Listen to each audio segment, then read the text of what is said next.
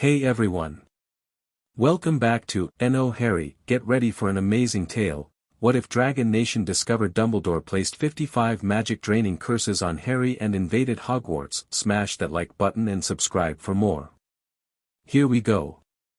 Chapter 1, the reading the cultural exchange had been Dumbledore's idea, naturally.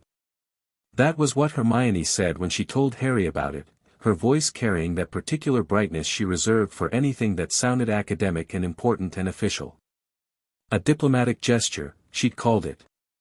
The Dragon Nation sending 3 of their young to Hogwarts for a fortnight, Hogwarts sending 3 students to the Dragon Nation's mountain academies in return. Historic, she said. Unprecedented.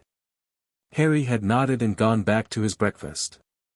He'd been doing a lot of that lately, nodding, agreeing, going back to whatever he'd been doing before. It wasn't depression exactly, or at least he didn't think it was. It was more like exhaustion that lived in his bones. A tiredness that sleep never quite touched. He'd been at Hogwarts 6 years now and he still felt, on his best days, like a candle trying to compete with a bonfire. On his worst days he felt like the candle had already gone out and nobody had noticed yet. He'd mentioned it to Madame Pomfrey once, in 3rd year. She'd given him a pepper-up potion and told him growing boys needed more iron. He'd mentioned it to Dumbledore once, in 4th year, during one of their end-of-year meetings where the headmaster sat across his enormous desk and smiled with his whole face and said nothing that actually answered the question Harry had asked. Dumbledore had tilted his head and said, "The weight of destiny is not easily carried, Harry. That you carry it at all speaks to your extraordinary character." Harry had walked out of that office feeling vaguely ashamed for complaining. He didn't mention it again after that. The Dragon Nation students arrived on a Tuesday in early November, when the sky over the lake was the color of a bruise and the wind had teeth. Harry watched from the Gryffindor table as the great hall doors opened and 3 people walked in who moved like they owned every room they'd ever entered. The first was a boy, tall, dark-skinned, with close-cropped hair and an expression of polite boredom that Harry suspected was permanent. He wore the Dragon Nation's colors, deep burgundy and gold, with a sigil on his chest that looked like a dragon mid-flight, wings spread. He glanced around the hall the way someone might survey a moderately interesting museum. The second was another boy, shorter, broader, with a thick braid over one shoulder and bright, restless eyes that moved over everything quickly, cataloging. He had the look of someone who was always working out escape routes. The third was a girl. She was the one who made the hall go quiet, not because she was doing anything, but because of the quality of attention she carried with her, like a field around her body. She was about Harry's age, with dark copper skin and natural hair pulled back loosely, and her eyes were amber, not brown, actually amber, with a faint luminescence that he might have thought was a trick of the candlelight if it weren't so consistent as she scanned the room. She moved without any apparent awareness that people were staring. Either she was used to it or she genuinely didn't care.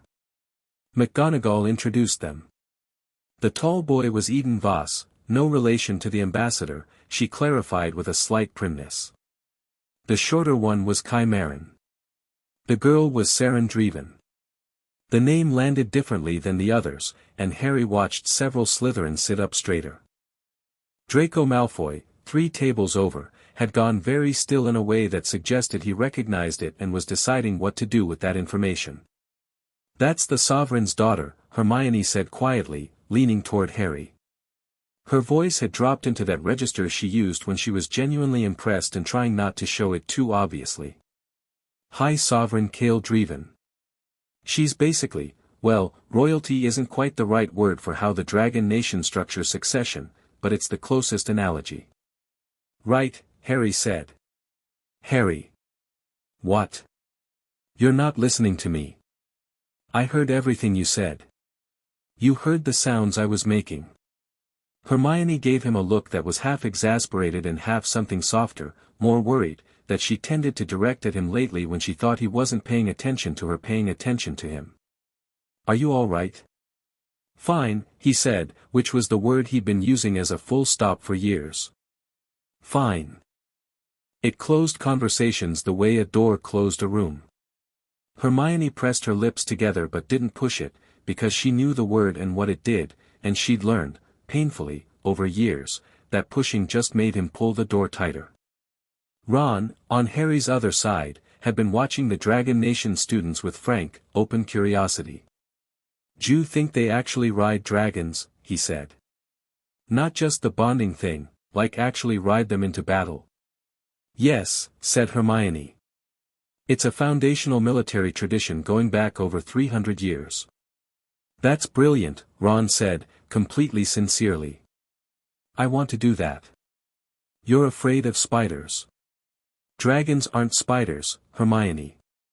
The three exchange students were seated at a temporary table that had appeared between Gryffindor and Ravenclaw, neutral ground, Harry supposed.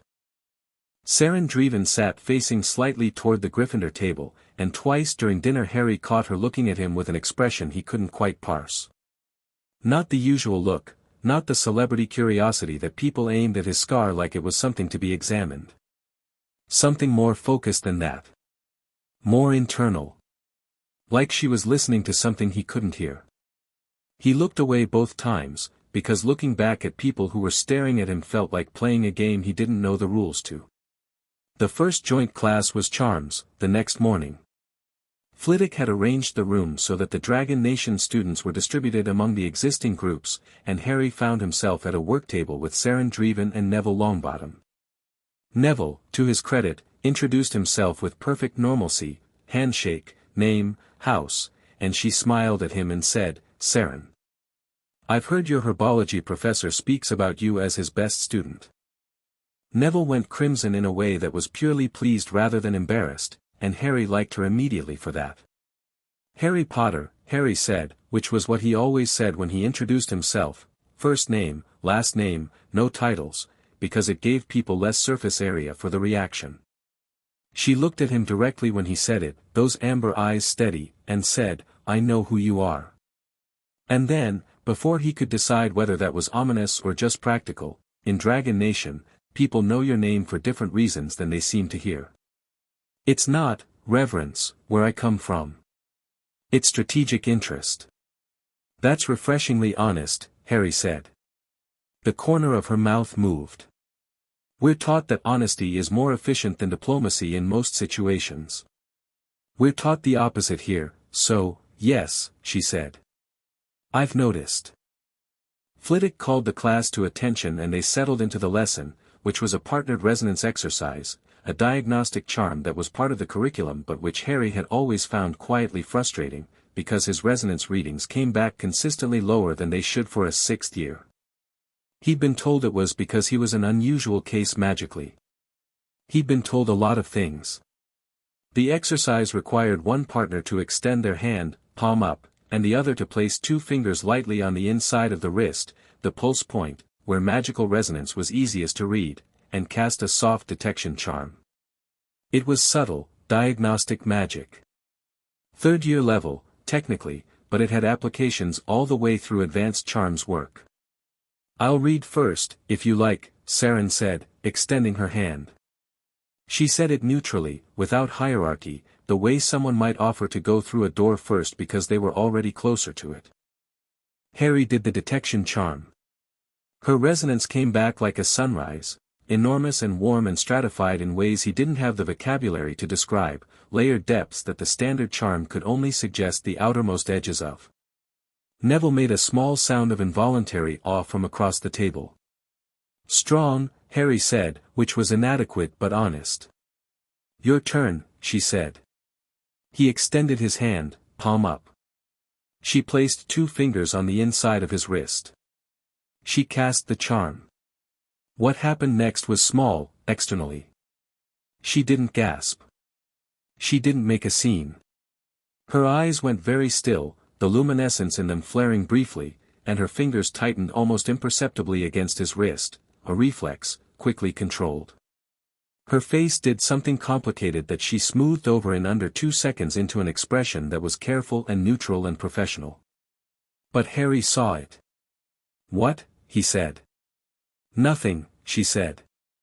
"The charm's reading is interesting." "What does interesting mean?" She looked at him for a moment, and he had the sense of someone making a very fast decision about how honest to be, and landing on a specific kind of honesty that wasn't complete but wasn't a lie either. It means I want to run it again to make sure I'm reading it correctly. You got something strange. I got something I want to verify, she said, which was different from confirming or denying strange. She cast the charm again, slower this time. More deliberate. Her amber eyes tracked something Harry couldn't see, moving as though following threads. This time she held it for longer, 30 seconds, maybe 40, which was about 3 times what the exercise required. Neville had stopped pretending to work on his own reading and was watching openly. Harry sat still, because something in her stillness made him not want to move. When she ended the charm, she removed her fingers from his wrist with a precision that felt deliberate. She set her hand flat on the table. She looked at him. Harry, she said, and it was the first time she'd used his first name, and the way she said it had a quality of care in it that he didn't know what to do with from someone he'd met yesterday. How do you feel, typically? Day to day. Your energy levels, your magic. That's a strange question. Please answer it anyway. Neville was very quiet beside him. Harry thought about fine, and what it closed, and decided not to use it. Tired, he said. I've always been tired. My magic feels smaller than it should. Than it feels like it should be. He said the last part quickly, because admitting that always felt like admitting to some personal failing. I've been told it's just how I am. Something moved through her face that wasn't quite anger, it was something more controlled than anger, something that had been measured and weighed before being allowed to show. Who told you that? Various people. Professor Dumbledore, mostly. She nodded, once, slowly. Then she turned back to her parchment and wrote something at the top that wasn't part of the class exercise. When she folded it small, and Harry noticed she'd charmed the edges closed before she'd finished writing the last word. I need to speak to someone, she said. Not to Harry particularly, more to the space in front of her. Then she looked up at him, and her eyes were very steady. I'm going to tell you something, and I want you to hear it properly. You are not just how you are. What I read in your resonance is not natural. It is not a quirk of your magical signature. She paused. I want to be certain before I say more. But I want you to know that. The bell rang. Harry sat with her words for the rest of the day like someone turning over a stone they'd been too afraid to look under for 6 years. Seren didn't go to her next class. She went to the Ollery. She took the stairs 2 at a time, which was not how she usually moved. She was trained in the Dragon Nation tradition of unhurried precision, where fast movement meant rattled thinking, but right now she needed the stairs to be shorter than they were and there was nothing to be done about that. She had read a great many magical signatures in her life. Her mother had taught her the deep reading technique when she was 9, and her father had refined it, and in the Dragon Nation it was considered one of the most important skills in a mage's foundational training. You learn to read the layers of someone's magic the way a healer learned to read a body, not just the surface, the output, the spells they threw, but the architecture underneath. The structure of how their magic was organized, the health of their core, the way power moved through them. She had read students here already, in passing, casual brushes of resonance that happen naturally in a school full of magic. Hermione Granger had a beautiful signature, dense and intricately organized. Ron Weasley had one that was solid and surprisingly layered, underused but genuinely large. Neville Longbottom had a signature that was rich and complex in ways he clearly didn't know about, probably because people had been telling him the wrong things his whole life.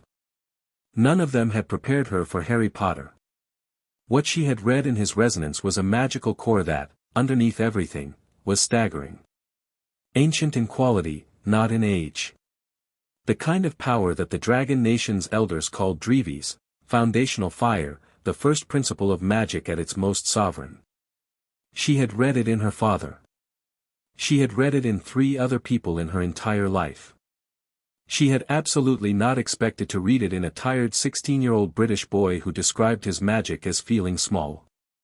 Because layered over that core, layered precisely, surgically, with malicious craft, were curses. She had counted, in the 40 seconds she'd held the reading. She was trained to count, to categorize, to identify. It was what deep reading was for. 55. 55 separate magic draining curses, each one tuned to a different frequency of his power, each one drawing a different thread of his core down to something barely functional.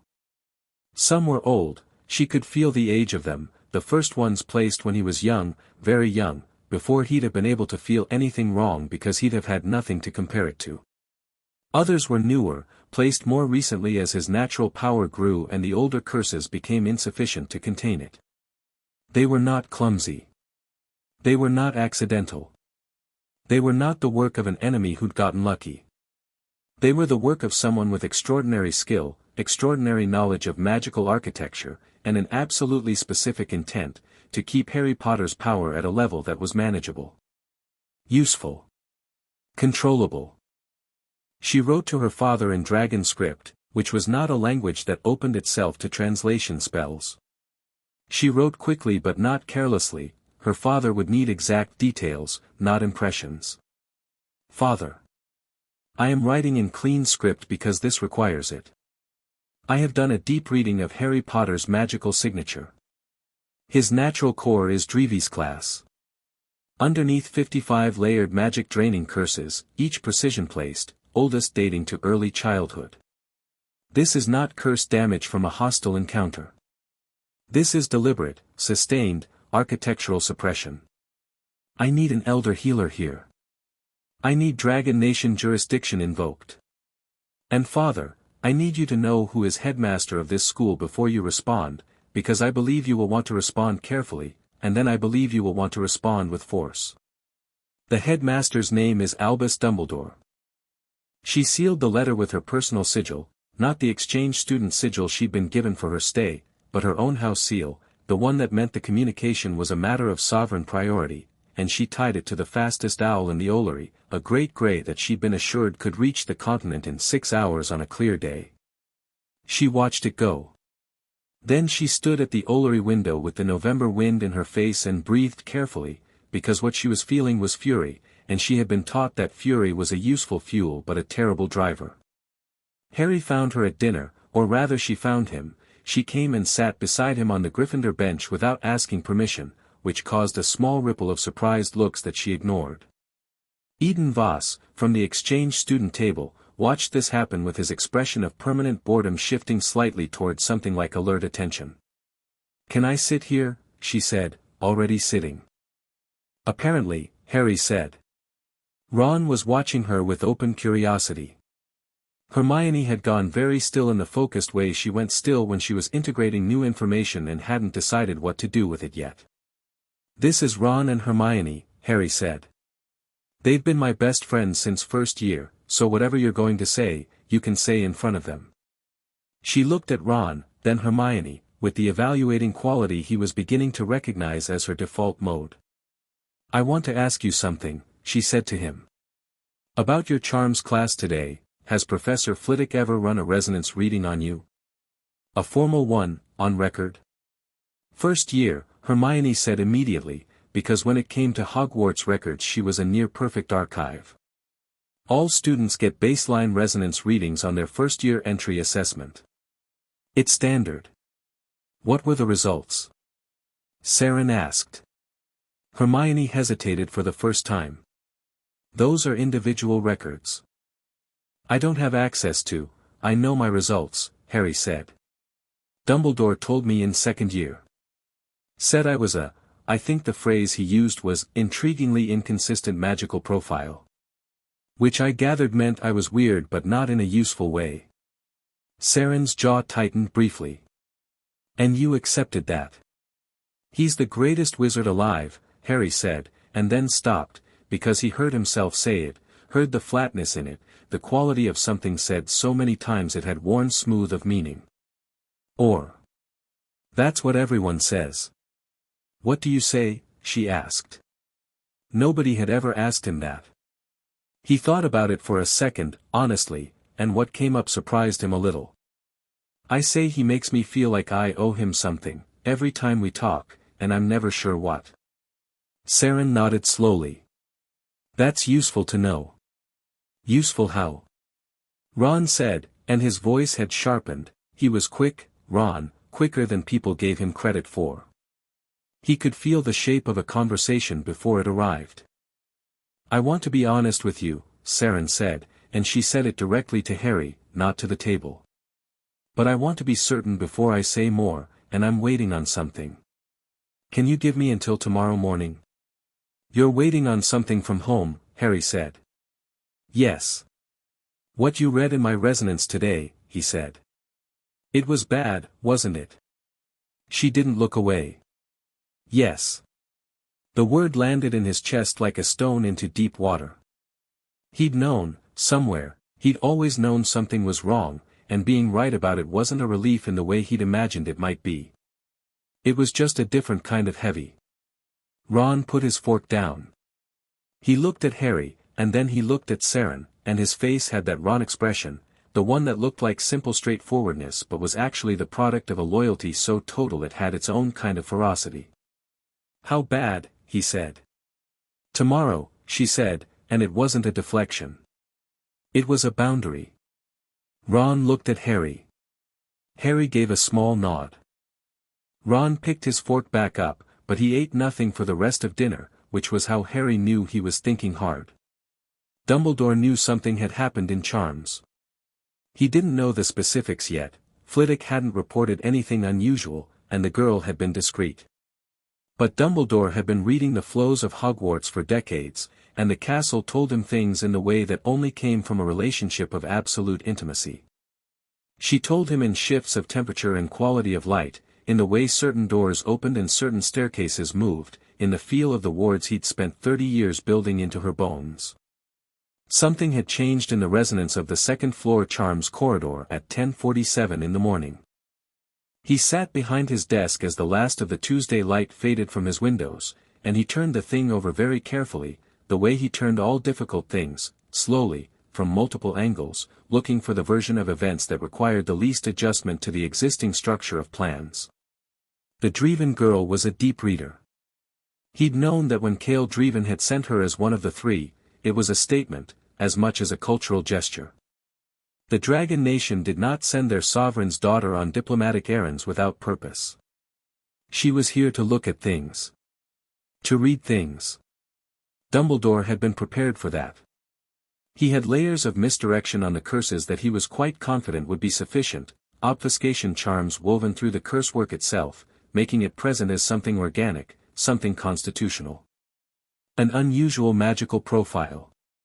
Intriguing inconsistency. He had seeded that language into every official record and every official conversation over 6 years. He was, perhaps, slightly less prepared for the possibility that a 17-year-old trained in the Dragon Nation's deep reading tradition might be better at this than he'd anticipated. He rose from his desk and moved to the cabinet where Fawkes sat, and the Phoenix looked at him with those terrible liquid eyes that had no judgment in them but also no comfort, only a deep, steady witness. "It may be nothing," Dumbledore said, which was not something he believed. He would speak to her tomorrow. Invite her to his office. Frame it as welcoming interest, headmasterly attentiveness to the exchange student's well-being. Assess what she knew and what she suspected and what she'd done about it. And if she had done something, written home, alerted someone, he would need to move faster than he would like. He returned to his desk and began writing. The letter reached High Sovereign Cale Draevon at midnight Dragon Nation time, which was 3 in the morning in Britain, and which meant it had traveled fast even by Great Grey Owl standards. He read it standing in the war room, because his steward had woken him with the words, "Sovereign Seal, personal priority, from your daughter," and he had not wasted time sitting down. He read it twice. Then he set it on the great stone table. His general, Magistra Hara Vale, stood across from him. She was 60, silver-haired, built like a cliff face, and had served 4 sovereigns. She had seen Cale Draevon react to many things in the 32 years she'd known him. She had seen him angry and measured. She had seen him calculating and cold. She had seen him, on one occasion, when his wife died, simply sit down on the floor of this very room and breathe for a very long time. She had never seen his face do what it was doing now. "Sovereign," she said carefully. "A child," he said. His voice was very quiet. "His power has been drained by 55 precision-placed curses since," she says, the oldest date to early childhood. "Since he stopped. By someone with access to him. Sustained access. The headmaster of the school." Hara said nothing. "My daughter says his natural core is Draevi's class," Kale said. "Then they didn't just hobble him," Hara said, after a moment. "They dismantled a sovereign power." "Yes. That is an act of magical violence under Dragon Nation law. It is also," she chose her next word carefully, "political. If this boy's power is what Seren says it is, then whoever has been controlling him has been controlling the balance of power in British magical society. For years." "I know what it is," Kale said. He looked at the letter once more, and Hara, who knew him like a soldier knows the sky before a storm, watched him make a decision that she could see move through him like a temperature change. "Wake the riders," he said. "How many?" "All of them," Kale said. "And send word to Voss Aldrich. Tell him to deliver the following message to the British Ministry of Magic at precisely 9 o'clock tomorrow morning." He began to dictate, and his voice carried the particular quality of a man who has decided on a course of action and will not be moved from it. "Tell them, the Dragon Nation has identified a violation of sovereign magical rights within British jurisdiction. We are invoking Article 12 of the Carpathian Accords, which gives us the right of magical redress in any case involving the unlawful suppression of a mage's core. We will be sending a delegation," he paused, and then did not change the word because it was the correct one, "to Hogwarts. British authorities are advised not to interfere." Hara nodded. "And if they do interfere?" Kale Draevon looked up from the letter. His amber eyes, the same amber as his daughter's, with that same faint luminescence, were absolutely still. "Then they will interfere with the Dragon Nation," he said.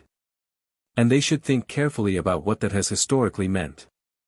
He folded his daughter's letter and put it in the inside pocket of his coat, close against his chest, and he walked out of the war room into the dragon yard where the night was cold and clear and the great beasts were already beginning to stir, feeling something in the air, the way they always did before flight. He put his hand on the jaw of his own dragon, Vareth, who was 40 years old and large enough to darken a city block with his shadow, and Vareth made a sound low in his chest that was not quite a growl and not quite a purr. "Acknowledgement, and agreement. Tomorrow," Kale told him. Vareth spread one wing slightly, like a door opening. Harry couldn't sleep.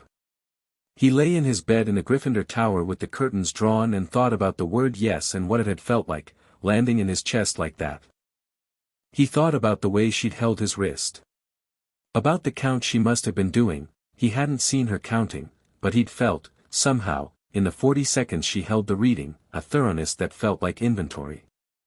He thought about Dumbledore saying intriguingly inconsistent magical profile with that warm, grandfatherly patience, and he thought about how many times he'd been told his limitations were his own, were natural, were just how he was. He thought about what it would feel like to be, not small. Just for one day. Not exhausted, not reaching for magic that slipped sideways when he grabbed for it, not watching other students produce results that he should have been matching and finding himself consistently, persistently less. He thought about Seren's face after the charm. That controlled, careful thing she'd done to her own expression. He recognized it, the particular discipline of someone who has been trained not to show what they feel when showing it would be inconvenient. He recognized it because he did it himself, every day, just with different feelings. At some point he must have slept, because he woke to the sound of owls, not the usual Morning Post scatter of them, but a single owl, large and purposeful, landing on the windowsill of the dormitory with the particular urgency of a bird that has been flying all night and has no patience for obstacles. It had a letter. The seal on it was private, House Draevon, and it wasn't addressed to Harry. It was addressed to Seren, care of Hogwarts, marked in dragon script across the top with characters he couldn't read.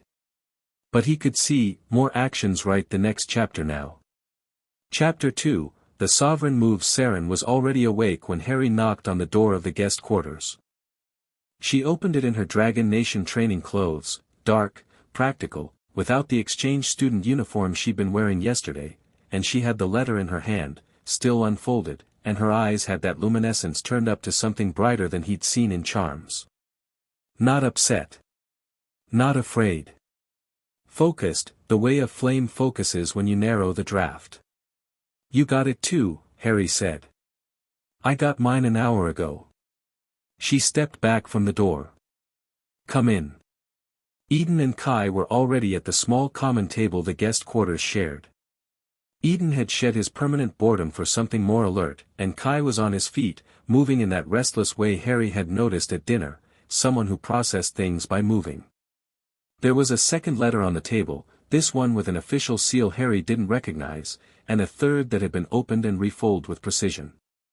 Harry came in. He looked at the letters and then at Seren. Tell me. She didn't soften it. My father is bringing the Dragon Nation's riders to Hogwarts today. The sentence sat in the room. Today, Harry said. They will have left the mountain yards by now, Eden said.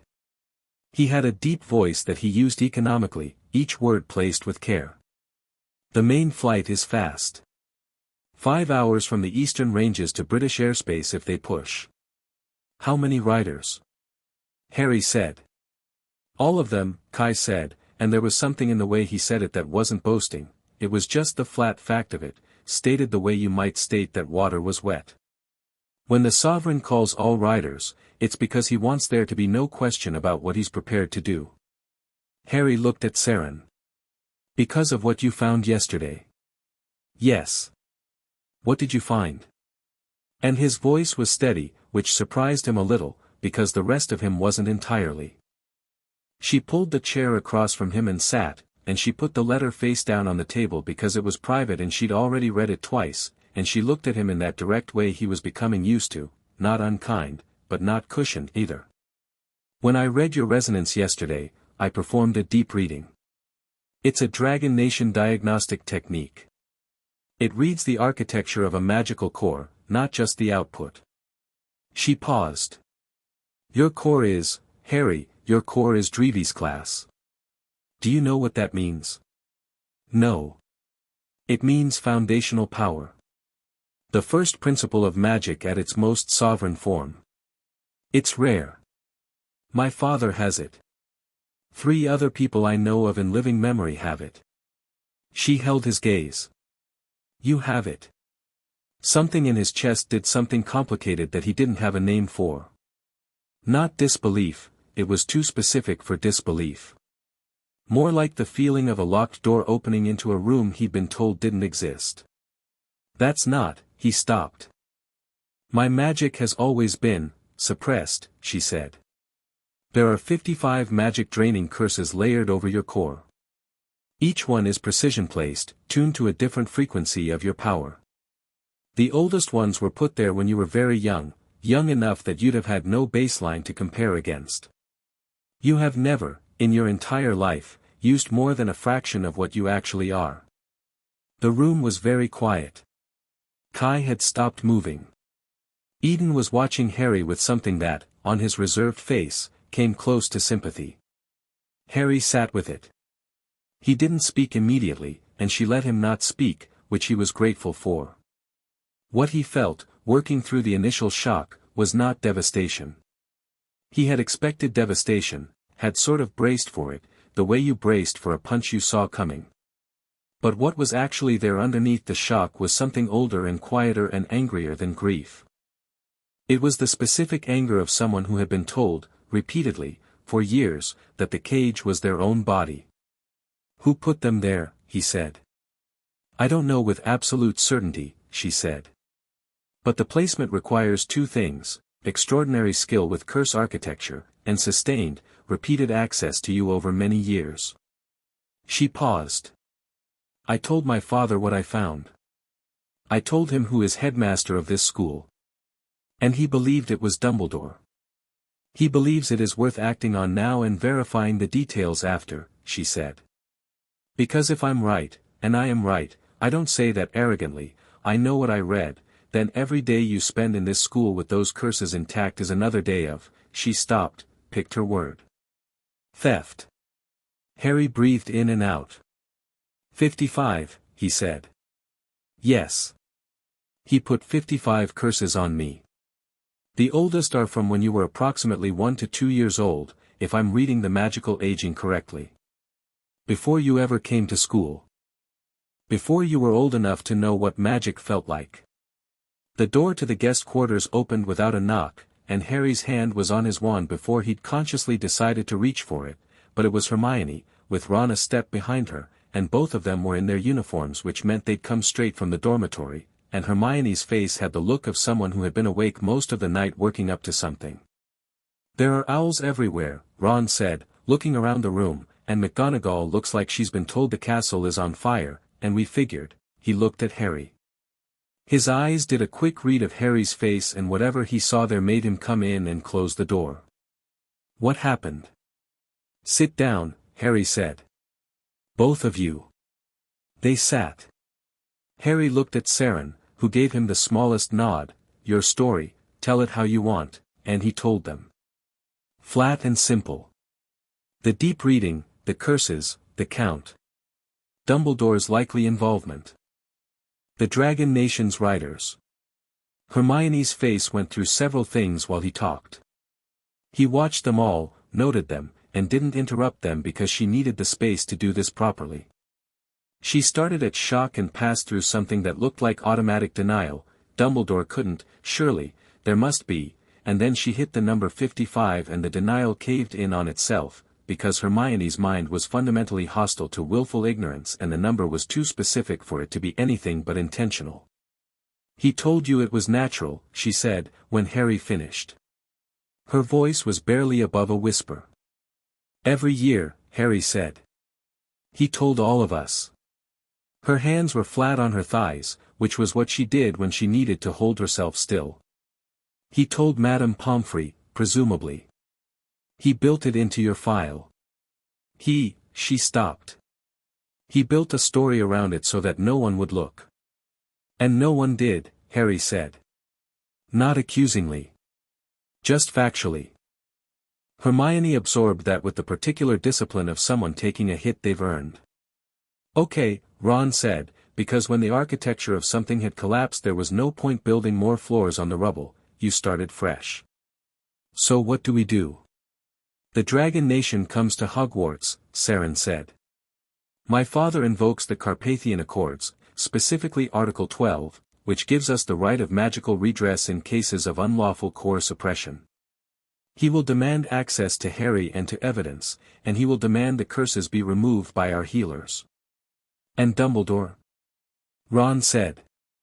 Will face my father's judgment, Seren said. Along with whatever British legal process follows. Ron nodded like this was straightforward, which Harry appreciated. The Ministry will push back, Hermione said, and she'd shifted, the processing was done, the grief put somewhere orderly for later, and she was now running in the mode Harry trusted most, the one that moved at speed and pulled resources together. Article 12 is real, I know it, I've read the Accords, but the Ministry will dispute the application here. They'll say it's an internal British matter. Fudge will panic and Umbridge will call it an invasion. It is an invasion, Kai said helpfully. And Dumbledore has significant political capital, he has the Wizengamot, Hermione, Harry said. She stopped. The Dragon Nation is bringing all their riders, he said. Does the Wizengamot have all the riders? A beat. The ghost of something crossed Hermione's face that might, in a less tightly wound moment, have been a very small smile. No, she said. They do not. Voss Aldrich arrived at the Ministry of Magic at 9 o'clock exactly. He was a tall man, the Dragon Nation's ambassador, narrow-faced and silver-templed, with the kind of bearing that came from representing a civilization that had never once apologized for existing. He had been enduring British magical arrogance for 3 years with the patience of a stone wall enduring rain. He didn't enjoy the rain, but the rain did not move him, and he had always known the day would come when he would not be required to be patient anymore. He walked through the atrium without stopping at security. Security tried to stop him anyway, and he looked at the security which the way a very large dog looks at a very small gate, and she stepped aside. He went directly to the minister's office. Cornelius Fudge was in, which was lucky, because Voss would have waited in his office regardless. Fudge had a delegation with him, 2 senior Wisengamot members and a woman from the Department of Magical Law Enforcement, and they all looked up when Voss came in with the expression of people who had been in the middle of an important conversation and hadn't expected the door to open. Ambassador Aldrich, Fudge said, and his voice had its default coating of ministerial warmth over a core of nervous calculation. "We weren't expecting, I know," Voss said.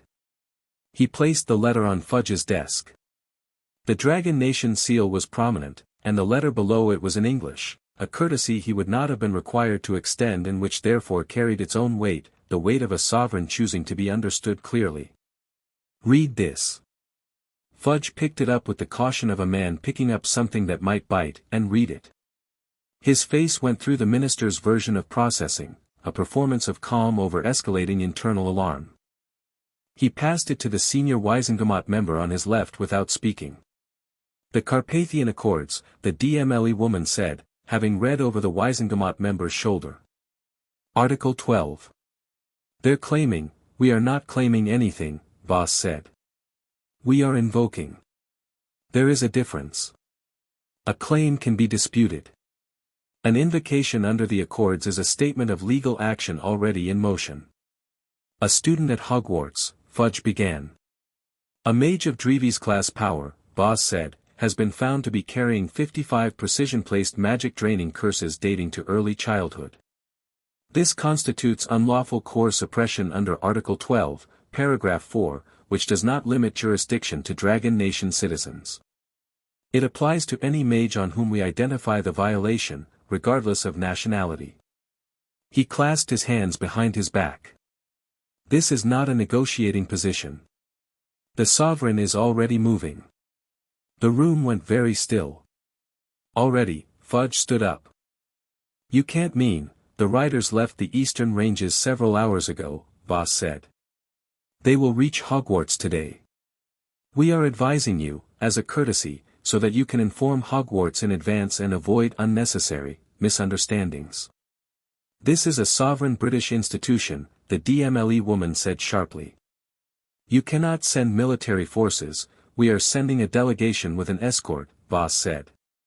The size of the escort reflects the seriousness with which the Dragon Nation regards this violation, not any hostile intent toward Britain. "We have no quarrel with Britain." He paused, and the pause was weighted. "We have a quarrel with whoever put 55 curses on a child and then spent 16 years telling him it was his own limitation." Nobody spoke. Voss let them sit in it for exactly 10 seconds, which he had found was the right amount of time for the weight of a sentence to land fully. "Ambassador Aldrich," Fudge said, and his voice had dropped to something more private and more desperate. If what you're describing is accurate, then surely there are diplomatic channels. A joint investigation. A tribunal convened under mutual, we have convened our own tribunal," Voss said. "You are welcome to attend. You are also welcome to send whatever legal representation you feel is appropriate.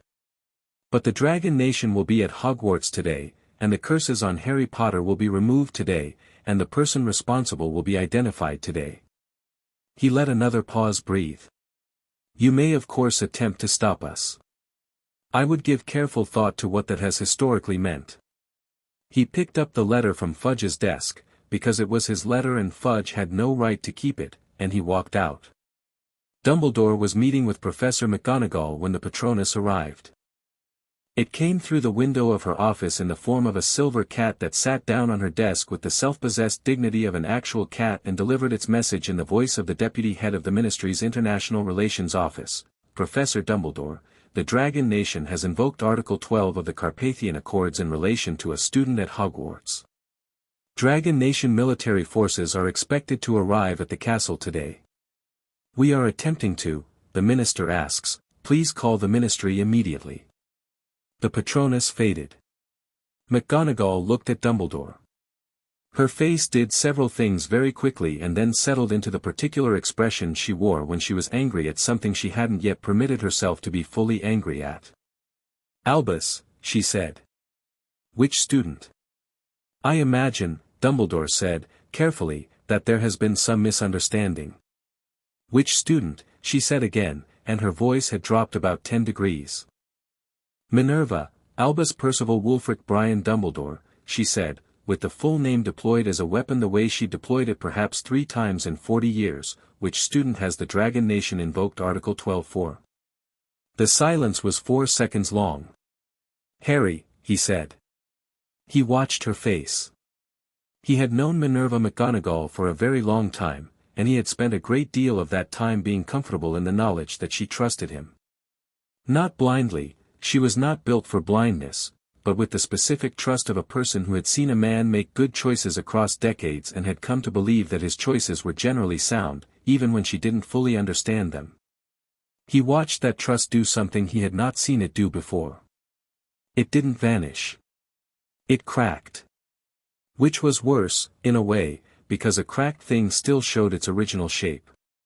"The Dragon Nation girl," McGonagall said. "In charms yesterday." She read his resonance. "Minerva, there are considerations you are not aware of, then make me aware of them," she said, and she stood up, which McGonagall rarely did when she was genuinely frightened, because she preferred the control of sitting still, but she stood now, and Harry, if he had been there, would have recognized it as the same quality of thing Seren had done, that controlled focus that looked like calm but was actually something much hotter. "Make me aware of how 55 curses on a student in my house constitutes a consideration. The number will have been exaggerated in, Albus." Her voice cracked like ice. "Don't." He stopped. She looked at him, and what she was doing was the hardest thing she'd done in years, looking at a man she had loved and trusted, who she had followed and defended, and trying to see him clearly for possibly the first time. It was the kind of looking that couldn't be undone. "Why?" she said. "Not an accusation yet. A genuine question, the way you asked someone you still believed might have an answer that made sense." Dumbledore moved to the window. Outside, November had gotten colder, and the sky above the lake was a flat, hammered gray. He had thought about this moment. He had constructed responses for it, architectures of explanation that were both true and sufficient. He had always found that the best way to sustain a difficult position was to frame it in a language the other person already believed in. "Harry is the subject of a prophecy," he said. "A prophecy that designates him as the one who must face Voldemort. Not with an army. Not with allies. Alone, ultimately, the power he possesses either becomes the instrument of Voldemort's defeat, or it fuels the destruction of both of them." He turned from the window. "Voldemort has been seeking Harry for 16 years. If Harry's full power had been accessible, to him, to others, the attention it would have drawn, the attempts to use him, you decided," McGonagall said, very quietly, "that it was safer to make him weak." "I decided," Dumbledore said, "that it was safer to make him less visible." "You made him less," she said. "For 16 years you made a child believe that being less was what he was." Her voice didn't rise. It went the other way, down to something that was harder and colder and more final than shouting. "He has sat in my house for 6 years, Albus. He has struggled in classes he should have been extraordinary in. He has been exhausted and quiet and, I thought it was the weight of everything he'd been through." She stopped. "It was you. It was necessary," he said. "Was it?" she said. "Was it necessary, or was it convenient? Was it protecting him, or was it making him easy to manage?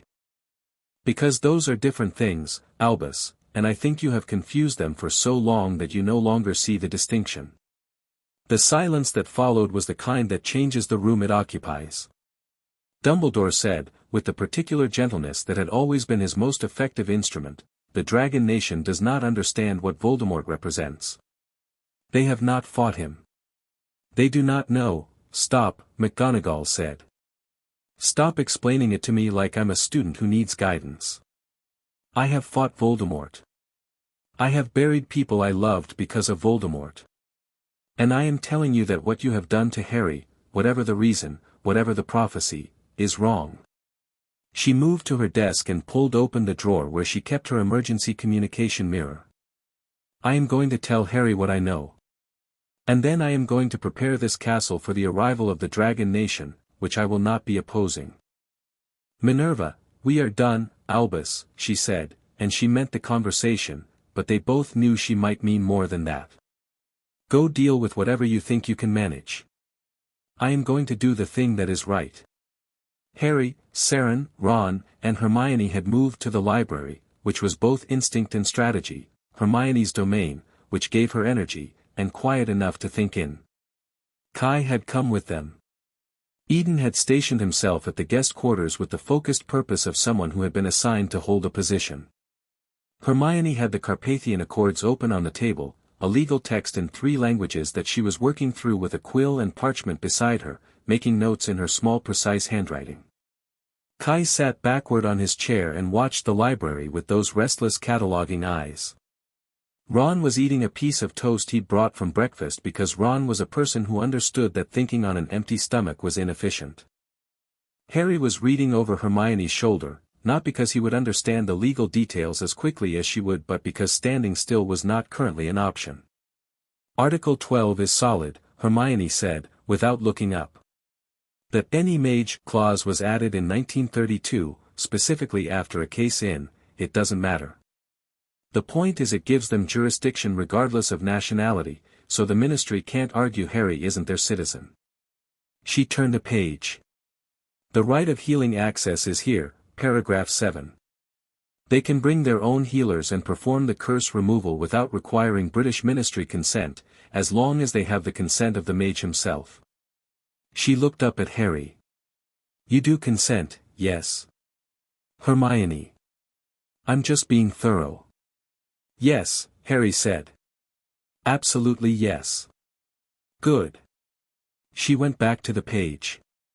The escort provision is broad, it says, necessary force to protect the integrity of the redress action.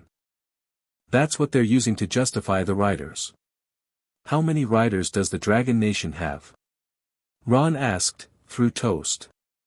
Full strength is between 300 and 400 bonded pairs, Kai said. Dragon and rider. But the number isn't really the point, it's the dragons themselves. The British ministry doesn't have an equivalent force. Nothing in Western Europe does. They have Aurors, Hermione said. Sure, Kai said, without any particular concern. Harry turned away from the table and walked to the window. The library's tall windows looked north, toward the edge of the forbidden forest, and the sky above the tree-line was grey and cold and empty. For now. He pressed his hand flat against the cold glass. 55, he thought. 55 separate times someone had looked at him, had looked at whatever he actually was, that Draevi's class core that Seren described with such certainty, and had made the decision to take another piece of it away. 55 separate deliberate acts. He thought about the prophecy, because it was the obvious argument, the one Dumbledore would use, the one that might even make a certain terrible sense. He'd known about the prophecy for a year now. The power the Dark Lord knows not. That was the line.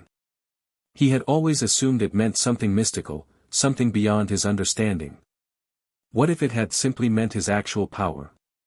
What if the power the Dark Lord didn't know about was the power that had been stripped away before Voldemort ever had a chance to detect it? What if the prophecy that had been used to justify sacrificing his entire childhood had been self-defeating from the start? He heard himself make a sound that wasn't quite a laugh but wasn't quite not one either, something short and involuntary. Ron looked over. Harry shook his head, because he couldn't explain the sound without explaining the whole recursive horror of that idea, and he didn't have the words for it yet. Harry, Seren said. He turned. She had moved to stand a few feet away from him, and she was holding the second letter from this morning, not the one from her father, the official one with the sovereign seal, but the small personal letter she'd kept separate. She held it out. He took it. Seren, it read, in a handwriting that was bold and angular and moved with the confidence of a person who never second-guessed a sentence. You have done the right thing. You were trained to read truly, and you have done so. Whatever the cost of what comes next, the cost of not acting would have been higher. The boy in front of you has spent his whole life being made to apologize for a greatness he was never allowed to feel. Make sure he understands that what is about to happen is not being done to him. It is being done for him, and with him, if he chooses it. Give him the choice that was taken from him before he could walk. I will see you by this afternoon. Father Harry read it twice. He folded it carefully and handed it back. The choice, he said. Yes, she said. You mean the choice to agree to this? To let the Dragon Nation, to decide what happens to your own life, she said. My father is coming because what was done to you demands a response and he is in a position to give one. But nothing about today happens without you choosing it. If you tell me to call it off, I don't want to call it off, Harry said. And then, because it was honest, I want to be there. When they come. I don't want to be the thing being handled. I want to be standing next to your father when he walks through that door. Seren looked at him for a moment, and something in her expression shifted, not surprise, exactly, but recognition. Like she'd been waiting for him to say something and he'd said the right thing. Then you will be, she said. McGonagall's coming, Ron said, who had positioned himself where he could see the library door without appearing to. He'd been doing this for 6 years without anyone pointing it out and Harry found it consistently impressive. And she looks like she's been through something. McGonagall came around the shelves with the controlled urgency of a woman who had decided on a direction and was not stopping. She found Harry, and the look on her face was one he had never seen from her before, a professor's composure over something raw and badly pained, like a bandage over a wound that was still fresh. Potter, she said. I need to speak with you. She glanced at the others. They can stay. He nodded. She stood in front of him and she looked, for just a moment, like she was marshalling something internal. Then, I have just spoken with Professor Dumbledore. I know what was found in your resonance reading. I know about the curses. She paused. I should have known sooner. I should have, she stopped, and the thing she was controlling pushed close enough to the surface to be visible. There is no adequate way for me to say that I am sorry for not seeing it and not believing what I saw. But I am saying it, and I mean it. Harry looked at her. He was 16 years old and she had been his head of house for 6 years and she had, in those 6 years, been strict and fair and fiercely protective and occasionally terrifying in ways he had respected even when they made him nervous. She had never once made him feel like less than a Gryffindor. She had never implied he was insufficient. But she had believed the story, the same as everyone had, because the story had been built well and the builder was someone she trusted. I know, he said. I believe you. Her jaw tightened once, briefly. What are you going to do? He asked. I'm going to prepare the castle for the Dragon Nation's arrival, she said. The wards Dumbledore has on the castle, some of them will resist. The outer defense layers will engage automatically. I am going to begin lowering the ones I have the authority to lower, and I am going to argue with Dumbledore about the ones I don't. She looked at Seren. Is there anything you need from me? Seren's respect for the woman went up several degrees visibly. An open landing space. The Dragon Yard north of the castle, if there is one, a large flat area. They will want to come down without destroying anything unnecessarily. The north courtyard won't be sufficient, McGonagall said. The Quidditch pitch is larger. I'll clear it. She turned back to Harry. Stay visible and stay safe. He'll be watching you closely today. Dumbledore, Harry said. Yes. She didn't soften it. He is not going to accept this gracefully, Harry. He is going to attempt to manage it, because managing things is what he does. Do not let him separate you from these people. A flicker of something that wasn't quite surprise crossed her face as she said it, the surprise of a woman discovering she was actively advising a student against the headmaster she'd spent 40 years following. I mean that. She left, moving with purpose. I like her, Kai said, from his chair. Everyone does, Ron said.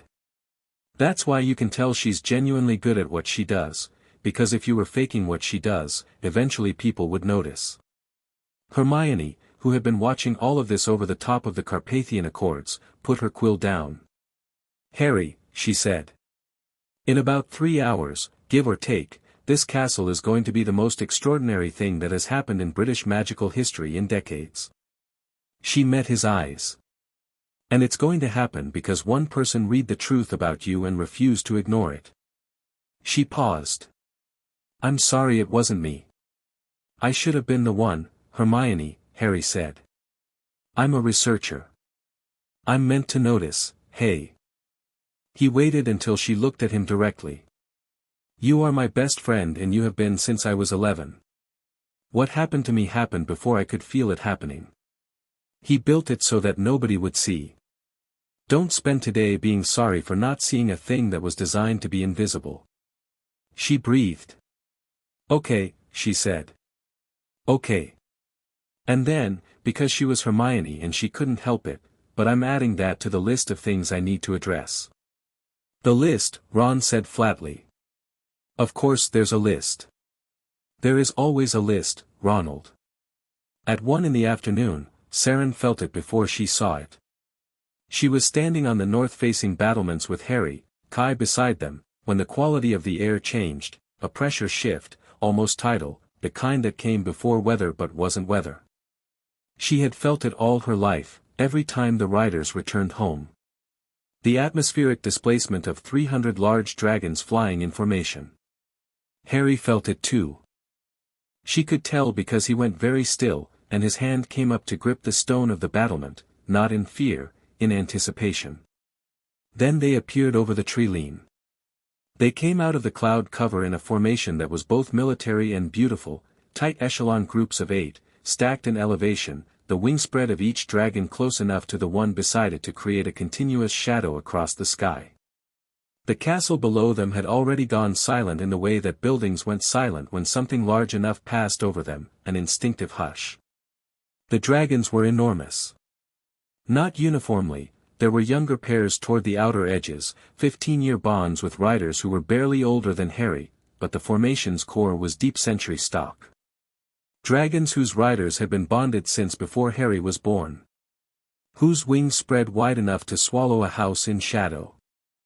At the formation's center, slightly ahead, slightly above, because the sovereign did not fly within his formation, he flew before it, was Verith. Harry had thought, in the abstract, about what a Dreves-class dragon would look like. He'd been thinking in terms of scale and color and the impressionistic fantasy dragon of storybooks. Verith was none of that. Verith was a physical fact. He was the color of cooled volcanic rock, dark gray shot through with lines of deep amber where his scales caught the light, and he was large in a way that recalibrated your sense of what large meant. His wingspan, when fully extended, put him at perhaps 40 meters tip to tip. When he banked to begin his descent toward the Quidditch pitch, the shadow he cast moved across the castle like the shadow of a low cloud. And on his back, perfectly still, sat Cael Draevon. The high sovereign of the dragon nation did not wave. He did not perform arrival. He sat on his dragon with the ease of a man who had been doing this for 30 years, and as Verith descended, he looked at the castle below him with the focused attention of someone who had traveled a long way for a specific reason and had arrived. Your father's here, Harry said. Yes, Seren said, and the warmth in her voice was real and visible. Harry watched the formation descend, dragon after dragon folding wings and landing on and around the Quidditch pitch, the castle grounds, the outer lawns, orderly, deliberate, not chaotic. They had done this before. They knew exactly how to occupy a space. He heard the castle behind him erupting, students pouring out of dormitories and classrooms, teachers calling for order, the distant sound of the main gates responding to something outside them. Hogwarts herself was doing something with her stones, a deep vibration that he'd never felt before and which felt like the castle paying very close attention. Dumbledore was standing in the courtyard below. Harry could see him from the battlements, the white robes, the long beard, the stillness he wore like a second skin. He was watching the dragons land with an expression that, from this distance, Harry couldn't read. But he could see that Dumbledore's hands were clasped together, which was what the headmaster did when he was thinking faster than he wanted to appear to be. Seren Draevon landed last. Verith touched down in the center of the Quidditch pitch, his landing precise and practiced, and before the dragon had fully settled, the sovereign swung down from the saddle with the ease of someone who had made that exact movement thousands of times. He handed off Verith's saddle strap to a waiting dragon groom. One of the riders had dismounted to receive it, and he turned toward the castle. He was tall. Not as tall as Hagrid, obviously, but taller than most, with a broad frame and the weathered look of someone who spent most of his life outdoors and at altitude. He had his daughter's amber eyes, and they were currently aimed at Hogwarts with an expression that was calm and decided and about as negotiable as the mountain ranges he'd flown in from. "We should go down," Seren said, and she was already moving. Harry took one more look at the Quidditch pitch, 300 dragons on the grounds of Hogwarts, the castle's wards humming with the effort of processing what they were seeing, Dumbledore standing in the courtyard with his hands clasped, and then he turned and followed her. He had never once in his life walked toward something with his full chest. He'd always been slightly sideways to things, slightly apologetic, slightly braced for the moment someone told him he wasn't what was needed here. He walked toward the stairs and he was not sideways to anything. Chapter 3, The walls come down. The courtyard felt different with 300 dragons on the grounds. It wasn't just the shadow, though the shadow was real, the overcast sky had taken on a layered quality, cloud and wing, that made the light strange and directionless. It wasn't the sound, though the dragons made sounds, low sustained resonances that traveled through stone the way music traveled through water, felt more than heard. It was the quality of attention in the air. 300 bonded pairs, each one attuned to its rider, each rider attuned to the sovereign. The dragon nation moved like a single organism when it needed to, and right now the entire organism was focused on one castle. Hogwarts knew it. The castle's stones had been vibrating since the formation cleared the tree-line, a frequency Harry had never felt in 6 years of living in her. Not distress, exactly. Something more like alertness. Like a very old animal lifting its head. Harry came through the main doors into the courtyard with Seren on his left and Ron and Hermione a step behind, and Kai somewhere at the edge of his peripheral vision doing his cataloging the exits thing. The courtyard was filling with students. The official word to stay in dormitories had lasted about 8 minutes before the collective curiosity of a few hundred teenagers defeated it entirely. They clustered at windows and doorways and along the courtyard walls, doing what students at Hogwarts had always done in extraordinary moments, witnessing. Dumbledore stood in the center of the courtyard. He had positioned himself there with precision, not retreating to the castle doors, not advancing to the gates. The center. The place that said I am in charge of this space without requiring him to say it. He had his wand at his side, not raised, not holstered. He was in his full robes, the half-moon spectacles, the long silver beard, the whole architecture of Albus Dumbledore assembled for maximum effect. He saw Harry come through the doors and something moved across his face, not guilt, not yet, something more considered. A reassessment. A man recalculating. Seren Draevon came through the castle gates a moment later. He came without ceremony and without announcement. He walked the way people walked when they didn't need entrances, purposeful and even, no performance in it. 4 riders flanked him, all in Dragon Nation colors, all carrying themselves with the particular ease of people who were armed and completely comfortable with that fact. Behind them, at a respectful distance, came Voss Aldrich, who had apparently traveled from the ministry in the time it took the riders to land, and whose expression said he had been waiting for this day for 3 years and was determined to look professional about it. The gates of Hogwarts were open. Not because Dumbledore had opened them. Harry watched the headmaster's face and saw the microsecond of reaction, the slight tightening around the eyes, that told him the gates had opened without his instruction. He glanced toward the castle walls and caught a glimpse of McGonagall at the upper window, her wand lowering. Seren Draevon walked through the open gates into the courtyard and stopped when he was 20 feet from Dumbledore, and the two men looked at each other. It was not a dramatic pause. It was just two people reading each other very quickly and arriving at their assessments. "High Sovereign Draevon," Dumbledore said, and his voice was the warm, measured thing he used in situations he intended to control. "Welcome to Hogwarts. I regret that the circumstances of your visit are not, where is Harry Potter?" Seren said. "Not rude. Not theatrical. Simply redirecting to the actual purpose of being here with the efficiency of a man who had no interest in the framing Dumbledore was trying to apply." Dumbledore paused for exactly the length of time it took him to decide something. Then he looked, very deliberately, over Seren's shoulder. Seren turned. He saw Harry. The High Sovereign of the Dragon Nation looked at him for a moment, and Harry, who had prepared himself for this and who had decided in the stairwell that he was not going to be small about it, looked back. He held it. He met those amber eyes that were the same as his daughter's but older, with more weight behind them, and he did not look away. Seren Draevon crossed the courtyard toward him. Harry heard Dumbledore say, "Sovereign, I'd like to propose a structured conversation before we," and Seren moved through the sentence the way a river moved through a comment about its direction, without altering course. He stopped in front of Harry. Up close he was more physically present than he'd seen from the battlements, a density to him, the way very powerful things had a density, like the air around them was slightly more substantial. His amber eyes moved over Harry with the same quality Seren's had in charms, that deep reading attention, not just surface. "My daughter described you," he said. His voice was lower than it had been when he addressed Dumbledore. Less formal. "She said you felt like a fire that had been put in a jar." Harry breathed. "That sounds about right." "The jar ends today," Seren said. Simply. Absolutely. The way a man stated facts. "I know," Harry said. "Thank you for coming."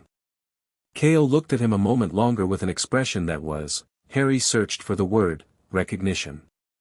The look of a man who had expected to find damage and had found, underneath the damage, something intact. Something worth the flight. He nodded, once, and turned back to the courtyard. Seren had reached her father's side, and the reunion was brief and physical. She put her hand briefly against his arm and he put his hand over hers for 2 seconds, which for people who conducted themselves the way they did was probably the equivalent of an embrace, and then she stepped back into her position at his left shoulder, which was clearly a position she knew, one she'd stood in before. Dumbledore had not moved from his spot in the center of the courtyard. "Sovereign Draevon," he said again. "I understand your concern, and I want to assure you that Harry's welfare has always been, Headmaster Dumbledore," Seren said. Not loudly. He didn't need to be loud. "I have not come here to be assured by you. I have come here because my daughter performed a deep reading on Harry Potter and found 55 magic draining curses layered over a magical core of Draevi's class. I have come because those curses require removal by Dragon Nation healers. And I have come because the person who placed them will be identified and will answer for what they did." He paused. "I'm told the last point is likely to be uncomfortable for you personally." The courtyard was absolutely silent. Every student at every window was holding their breath. Dumbledore met this with the composure of a man who had been preparing his response to this exact scenario since sometime yesterday, and what he produced was not a denial. It was something more sophisticated than that, a pivot, a reframe, executed with the skill of decades. "The curses you've identified are a protective measure," he said. "Harry is the subject of a prophecy, you may not be aware of the specifics, but the essence is that he alone possesses the power to defeat the dark wizard known as Voldemort. His full power, if visible, would have drawn attention from dark forces that would have used him, corrupted him, or killed him before he was ready to face his destiny. The suppression of his power was not an act of harm. It was an act of love," Seren said. Dumbledore stopped. Because the word he'd been about to say was not love, but something near it, protection, care, foresight. But Cale had said it first and had said it the way you'd say something that was being put forward as an absurdity. "That is the word you were going to use," Cale said, and there was something in his voice that was very quiet and very precise. "I have heard this argument before. Not about Harry Potter specifically. But I have heard it. That the powerful must be diminished for their own protection. That the strong must be made weak so that enemies are not drawn to them.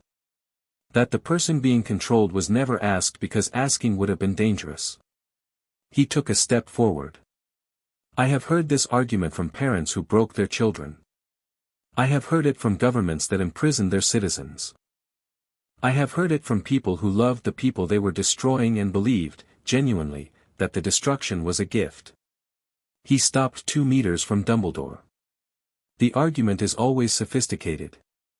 The harm is always the same. The context does not change what was done to a child who could not consent." Cale's voice didn't rise. It did something else, it compressed, got denser, the way very cold water compressed. "I am not interested in the argument, Headmaster. I am interested in the removal of the curses and the identification of their caster. If those 2 things happen today without obstruction, the Dragon Nation's response will be limited to legal action." He didn't finish the alternative, because he didn't need to. The alternative was standing on the Quidditch pitch making sounds in its chest. Dumbledore looked at him, and Harry watched the headmaster do what he always did when a position was untenable. He didn't surrender it, he relocated it. "Found higher ground. The removal of 55 layered curses is a significant magical undertaking," Dumbledore said. "I would want to ensure that Harry's safety. My healers are the finest curse breakers in the world," Cale said. "Harry's safety is exactly why they're here. I would like to be present." "You will not be present in the healing chamber," Cale said. "You will remain in the castle under observation by my riders until the identification process is complete." A pause. "I'm told you understand the Carpathian Accords. Then you know that I am within my rights." Dumbledore's eyes went to Harry. It was a specific kind of look, not threatening, not pleading. Something more subtle. The look of a man who had spent 16 years being the most important person in Harry's world and who was now, for the first time, standing outside a decision being made about Harry's life, and who wanted Harry to feel the weight of that, to reach for the familiarity of it. Harry looked back. He didn't move. He didn't speak. He just looked, and his face was quiet, and he didn't give Dumbledore what he was reaching for. Something shifted in the headmaster's expression. Not dramatically. Just a degree of temperature, like a room in which a window had been closed. He stepped back.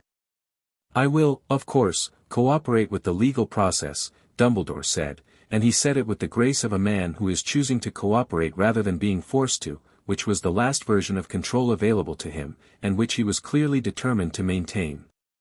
For Dragon Nation riders moved to flank him. Not aggressively. Just, present. Close.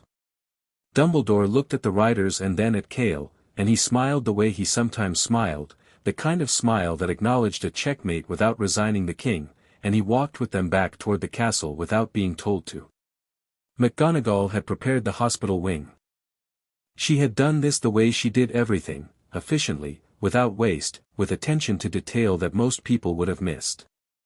She'd cleared the 2 largest bays, moved in additional light sources, requested that Madame Pomfrey step back from what would be Dragon Nation healing work.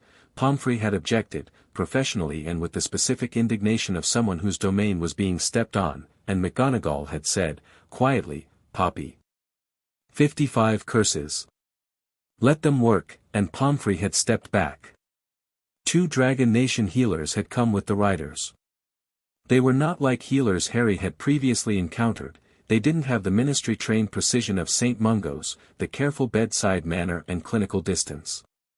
They were women in their 50s who moved through the hospital wing like they owned the space on principle, and who looked at Harry with the frank professional interest of craftspeople assessing a piece of damaged work. The elder of the 2 introduced herself as Healer Maris. The other was Healer Dova. Neither of them used titles beyond their function. Sit here, Maris said, pointing to the center of the largest cleared bay, where a chair had been placed with specific intention, no bed, a chair, because what they were doing was not an incapacitation. Don't brace your magic. Let it be as passive as you can make it. You don't need to help us, you just need to not resist. Right, Harry said. It will take time. 55 is not a short process. Some of them will be uncomfortable as they come off, not painful, but you may feel adjustments. Adjustments, Harry said. Maris looked at him with the expression of someone choosing their words with medical care. When we remove a draining curse, the power it was suppressing returns to your core immediately. 55 of them means 55 separate returns of power, each one arriving where it belongs but possibly arriving quickly. Imagine a river that has been dammed in 55 places. We remove the dams. She paused. We will pace it carefully. But you should know what to expect. What will it feel like? She considered. Like waking up, she said. Repeatedly. Cale stood at the edge of the bay. Seren stood beside him, and Ron and Hermione were at the door. Madame Pomfrey had drawn a line at all four of them coming in, and this was the compromise. Kai and Eden were outside with the Dragon Nation contingent. Harry sat in the chair. He looked at his hands. He'd looked at them thousands of times, they were just his hands, the hands that threw spells that were consistently, frustratingly less powerful than they should be, the hands that had never quite done what he'd imagined magic could do. He thought about what was underneath that. The thing that had been there all along, dammed up in 55 places. He breathed out. Ready, he said. Maris placed her hands, not touching him, hovering just above his shoulders, and began. Dumbledore did not go to his office. He was escorted to it by 2 Dragon Nation riders, which was technically a request but which had the quality of an escort rather than an accompaniment, and he accepted this with the equanimity of a man who was already 3 moves ahead in the game and was using the time productively. His office received him with its usual warmth, the instruments spinning, Fawkes on his perch, the portraits of former headmasters awake and watching with the slightly unsettled attention of people who have been woken by raised voices. The riders took up positions outside his door. He could hear them breathing. He sat behind his desk. The first thing he did was not make contact with anyone, because his communications were certainly being monitored. The Dragon Nation's riders had their own version of the Hogwarts alert ward system, a rider bond network that operated at the speed of thought between bonded pairs. If he sent a Patronus or a portkey request or any form of magical communication, it would be noted. The second thing he did was think. He had planned for discovery. He had planned for it for years, because the nature of long-term plans was that they were eventually discovered, and the measure of a good plan was not whether it survived discovery intact but whether the framework around it could survive discovery. He had built the framework carefully, the prophecy, the necessity, the greater good. He had placed evidence for his reasoning in multiple locations. He had, frankly, had conversations with Severus Snape on this precise subject that were now, with hindsight, rather incriminating. What he had not fully planned for was Cale Draevon. British Magical Society, for all its moments of crisis, operated within a framework that Dumbledore understood completely. He knew its power structures, its pressure points, its capacity for self-deception.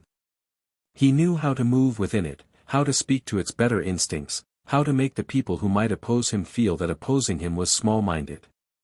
The Dragon Nation operated entirely outside that framework. Cale Draevon did not want to feel good about himself in relation to Dumbledore. He did not need Dumbledore's approval or his framing. He had arrived with 300 dragons and a daughter who had done an exact count of the curses, and he was going to remove them, and then there was going to be a tribunal, and Dumbledore was, for the first time in many decades, on the other side of it. He opened his desk drawer. Inside, among other things, was a small glass file, a memory, extracted and stored with the practiced ease of long habit. He picked it up and looked through it, a scene from 1981, Godric's Hollow, the night the curse should have killed an infant. He had stood in that ruined house and felt, in the ruins, the echo of what the child's core had already been, even then, even at 15 months old, the resonance of Draevi's class power, enormous and formless, reaching. He had known that night what Harry Potter would grow into. And he had made a decision. He had told himself, and believed it, that the decision was necessary. That a boy growing up with that kind of power, knowing what he was, would either be destroyed by those who feared him or corrupted by those who wanted to use him. That the safest Harry was a Harry who did not know his own size. That the curses were protection and not theft, a cage and not a grave, temporary and not permanent. He put the file back. The temporary part had gotten away from him, somewhat. The original plan had been to remove the curses himself when Harry turned 17. When the war with Voldemort was resolved. When it was safe. But 17 had become 16, had become 15, and each year he had told himself, not yet. Not ready. The war isn't done. And the war wasn't done. Voldemort was still out there, still real, still dangerous. He sat with this in the silence of his office while the 2 Dragon Nation riders breathed outside his door, and he did something that was, for him, unusual. He considered the possibility that he was wrong. He considered it carefully, the way a surgeon considered a procedure they had not wanted to perform, not for the patient's sake alone, but for his own. For what it would mean about everything he'd built. The conclusion he reached was not that he was wrong. He could not reach that conclusion, because reaching it would require him to dismantle something in himself that was, by now, structural. He had been protecting Harry for 16 years. He had been protecting the world from the consequences of Harry's power uncontrolled. He had been playing a chess game with Voldemort's resurrection for a decade and a half, and the pieces had positions that made sense in the context of the full board even if individual pieces could not see it. What he reached instead was a simpler conclusion: the game had changed. He began to think about the next move. The first curse came off at 2:47 in the afternoon. Harry felt it as a warmth in his chest, subtle, almost gentle, like stepping from shadow into mild sunlight. Something he hadn't known was absent returning. It wasn't dramatic. He'd been braced for something dramatic, something that confirmed what he'd been told and what he'd feared, and instead it was small and warm and real. His magic, in that small returning piece, felt different. Not stronger yet, just different. Like hearing a note in a chord that had been missing and suddenly wasn't. The second curse was similar. The third came with a slight pressure change, a feeling like ears clearing at altitude. By the fifth, Harry was sitting forward slightly in the chair without meaning to, leaning into it. Maris was working with calm, deliberate focus, her hands tracing patterns above his shoulders and at the back of his neck. The curse architecture ran through specific channels, she'd explained, and each one had to be addressed at its anchor point. Dova worked the lower channels, the ones that ran through his core proper, and those were the ones that made Harry breathe carefully when they came. The 10th curse was the oldest. He felt its age in the way it came off, not smoothly, not like the others. It had been there so long it had become part of the landscape. It had been there since before he could speak. It came off like something very old and very stuck, and when it did, the warmth it released was not mild. It was enormous. Harry inhaled sharply. "Breathe," Maris said. He breathed. The warmth spread, that was the only word for it, spread, from his core outward through his arms and down through his feet and up through his skull, and everything it touched felt awake. Newly awake. Like he'd been half-numb for so long he'd forgotten what feeling was, and feeling had just returned to a piece of him he'd had since birth. His eyes were bright, and not from tears exactly, though his eyes were doing something wet and he didn't have space to be embarrassed about it because the feeling was too present and too overwhelming. Ron, at the door, made a sound. Hermione put her hand over her mouth. Seren watched Harry with those amber eyes, and her expression was, not triumphant. Not celebratory. Just present. Witnessing. The way her father's letter had said, the boy has never been allowed to feel his own greatness. Make sure he can. The 23rd curse came off and Harry's magic shifted perceptibly in the room.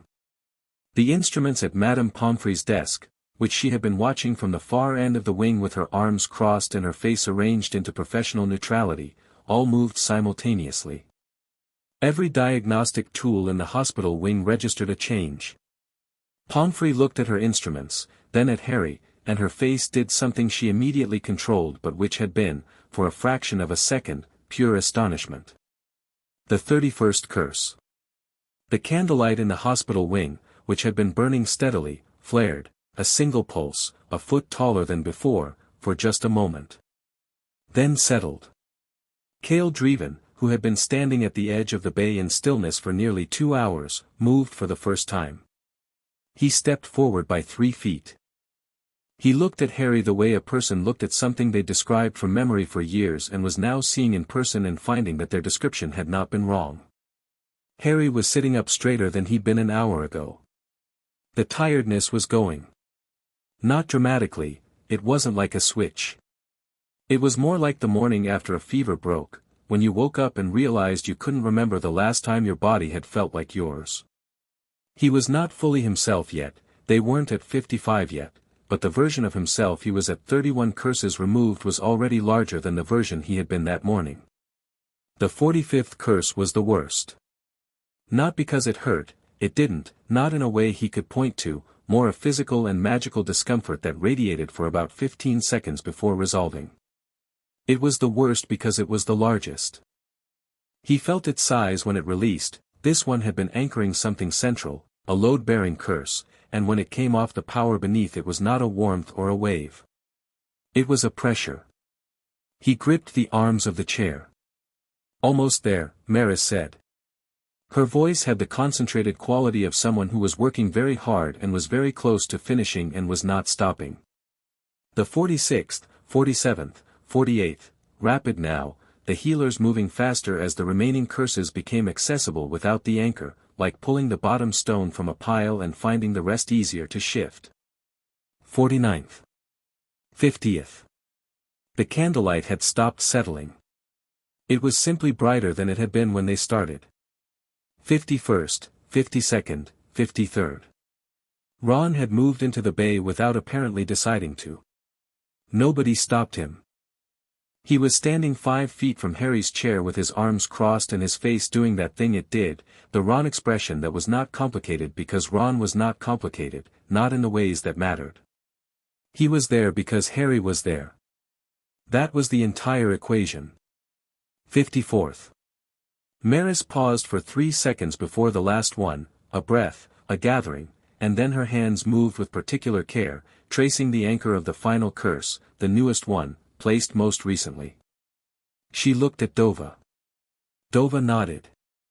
Maris removed the 55th magic draining curse from Harry James Potter's magical core at 4:11 in the afternoon on a cold November Wednesday, in the hospital wing of Hogwarts School of Witchcraft and Wizardry, 6 years too late and 16 years overdue. What happened when the last one came off was not subtle. The windows of the hospital wing cracked, not broke, cracked, spiderweb lines appearing simultaneously in each pane, as though the glass had registered a pressure wave. The diagnostic instruments exploded off the desk, not violently, just, away, scattered, propelled by something the room wasn't large enough to contain. The candles tripled in height and held there, not flickering, burning straight and clear like they'd found the fuel they'd been missing. Harry stood up. He didn't plan to stand. He was simply not sitting anymore. He was standing in the center of the hospital bay, and the room felt different around him the way a room felt different when something very large entered it. Not threatening. Just present. Just real. He looked at his hands.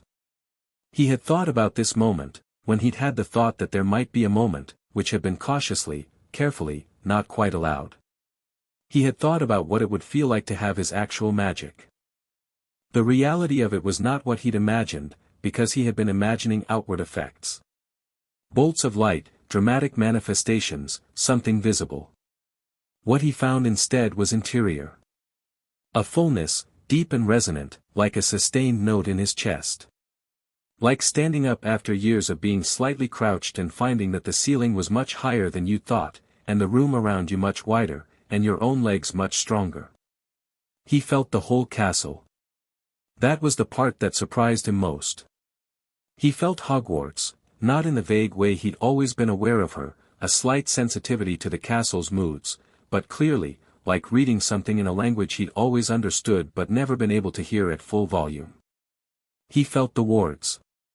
He felt the rooms, the corridors, the dungeons and towers. He felt the Dragon Nation riders on the grounds and the students in the dormitories and, somewhere in his office with 2 riders outside the door, he felt Dumbledore, a presence, old and complex and full of the particular energy of a person thinking very fast and very hard. He also felt, threading through the castle in ways he hadn't been able to detect before, things that shouldn't have been there. Not the 55 curses, those were gone. These were different.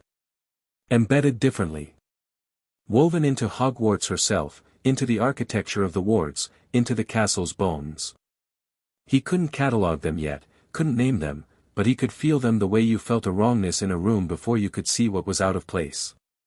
He would come back to that. He turned and looked at the room. Maris was watching him with professional satisfaction, the way a craftsperson looked at a piece of work successfully completed. Dova was already beginning her post-work assessment, running a quick diagnostic charm. Madame Pomfrey, at her end of the wing, was not maintaining professional neutrality anymore. She looked like she was trying to and had given up. Ron was grinning. It was the grin he reserved for things that were genuinely, completely right, not performing happiness, just having it. "All right," he said. "Yeah," Harry said, and his voice sounded different in his own ears. Not different in pitch or quality. Different in how it arrived, like it was coming from a deeper place. Yeah. Seren was looking at him without the careful control she'd maintained for the last 2 hours, and what was on her face was, satisfaction, yes, but also something more complicated and less professional. Something that was about Harry specifically, not the process. "There you are," she said quietly. Cale Draevon stepped forward. He stood in front of Harry the way he'd stood in the courtyard, present, unhurried, taking in what was in front of him without performance. He looked at Harry for a long moment, reading the resonance the way his daughter had taught him to read it, and Harry felt the reading happen, felt it the way you felt sunlight on skin, a warmth coming from outside. "Draevy's class," Cale said. "Not a question. A confirmation." "I don't fully know what that means yet," Harry said honestly. "You will," Cale said. "It means you are what you are, and now you can feel it." He paused. "The identification process begins shortly. You will be present." "I know," Harry said. "I want to be." "Good." Something moved in Cale's face, not a smile, not quite, more a slight adjustment in warmth. "My daughter said you were brave." "I see she was not being generous." Harry glanced at Seren, who was looking at the wall with the practiced composure of someone who has been caught saying something complimentary and is declining to acknowledge it. "I'd like 5 minutes," Harry said. "Before we go to the Great Hall." Cale nodded and moved toward the door. Harry looked at Ron. Ron looked at him. They had done this for 6 years, a whole language of exchanges in brief looks, and this one said, "How are you, really," without the others hearing. "I'm fine," Harry said, and then stopped, because the word had finally changed. "No, I mean. I'm actually fine. I think. He stopped again. "Ron, I can feel the castle." Ron blinked. "Like, all of it?" "All of it. I can feel where everyone is. I can feel the wards. I can feel," he dropped his voice, because this was for Ron first, before it became anyone else's. "There are more curses in the castle. Not on me. On the castle itself. In the wards and the structure. Dumbledore's been building things into Hogwarts herself." Ron absorbed this with the focused stillness he used for things that were serious. "How many?" "I don't know yet. A lot. Right, Ron said. Right, Harry echoed. They went out. The Great Hall had been converted. McGonagall had done this too. She'd moved the house tables back and arranged the hall for something closer to an assembly than a meal, a wide central space with the Sovereign's party ranged along one side and, at the far end, under a specific ward that Cale's riders had placed, Dumbledore in a chair that was, not a cell, but had the quality of a cell in that leaving it was not currently an option. Dumbledore sat in it with the composure of a man at his own dinner table. The students had been cleared from the hall and then let back in, which Harry suspected was McGonagall's decision and not Cale's, a compromise between privacy and accountability. They filled the sides and the gallery above in near silence, the way students gathered when something was happening that they didn't fully understand but knew was important. Harry walked into the Great Hall and felt the room shift when he entered. Not because anyone did anything. Just because rooms did this, registered the presence of something that had previously been absent. Several students who had known Harry for years looked at him in a way that said they were seeing something different without being able to articulate what. Neville Longbottom, halfway up the gallery stairs, went very still and then nodded at Harry with an expression that was completely serious and completely certain, the way Neville was when he'd made up his mind about something. Draco Malfoy, below the gallery, looked at Harry for a long moment and then looked away, and whatever was on his face when he looked away was not what Harry expected, which was contempt or hostility. It was something more unsettled than that. Dumbledore, from his chair at the end of the hall, watched Harry walk in. Their eyes met. Harry held it, the same way he'd held Cale Draevon's look in the courtyard, still, present, without performance. He wasn't angry, in that moment. He was something more complete than angry. He was clear. He was himself in a way he had never been in this room or in this castle or in the world, and Dumbledore was looking at him across the length of the Great Hall and seeing it. Something cracked, very quietly, in the headmaster's composure. It wasn't dramatic. It didn't reach his face in any way that the room could see. But Harry, with a sensitivity he was still calibrating, felt it, a fracture, deep in the structure of how Albus Dumbledore had positioned himself in his own mind. A first crack in the story. Cale Draevon stood at the center of the hall and addressed the room. He spoke in the way he'd done everything, without theatrics, without inflection designed to produce an effect. Just information, delivered with the weight of his authority behind it. I am Cale Draevon, High Sovereign of the Dragon Nation. Today, under Article 12 of the Carpathian Accords, my healers have removed 55 magic-draining curses from the magical core of Harry Potter, a student at this school. The curses were precision-placed over a period of 16 years. They were architectural, not accidental, placed by a skilled cursecaster with sustained access to the subject from early childhood. He paused. We will now begin the process of identifying the caster. Under Dragon Nation law and under the Carpathian Accords, this process is not contingent on British legal proceedings. It is its own jurisdiction, and its findings stand independent of ministry investigation. Another pause.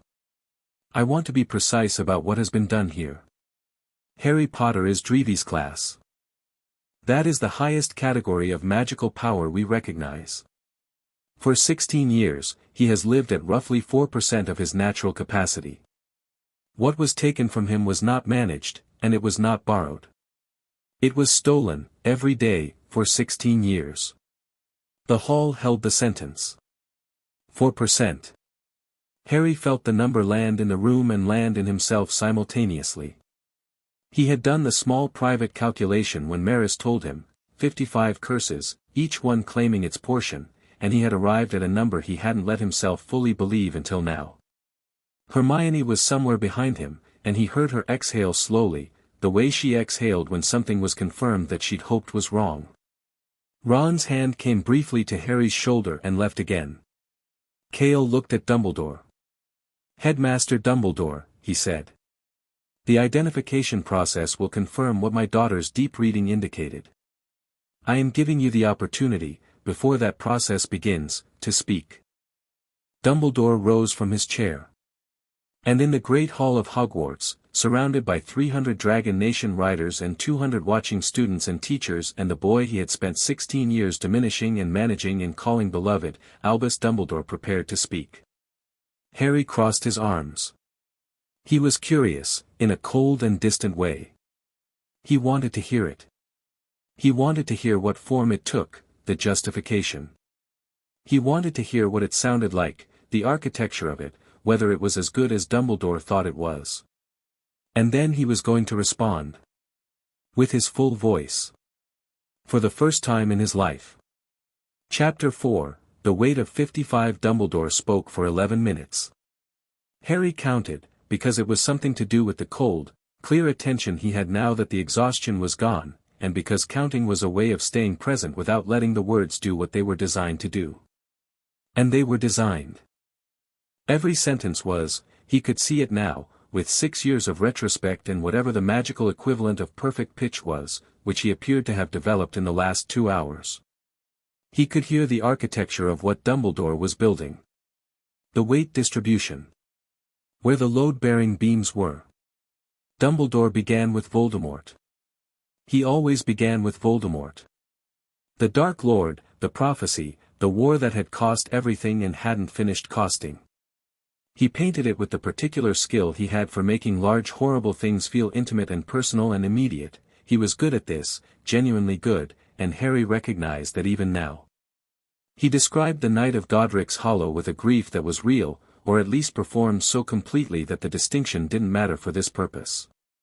He described standing in the ruins and knowing what the child in the crib was, and knowing what that meant. He described the calculation. A child of that power, growing up knowing his own strength, would have been a beacon, Dumbledore said. His voice was steady, warm, the voice of a man confessing something that pained him precisely because it had been necessary. Voldemort's followers were already searching for Harry. Dark practitioners from every corner of the world had already begun to sense what he was.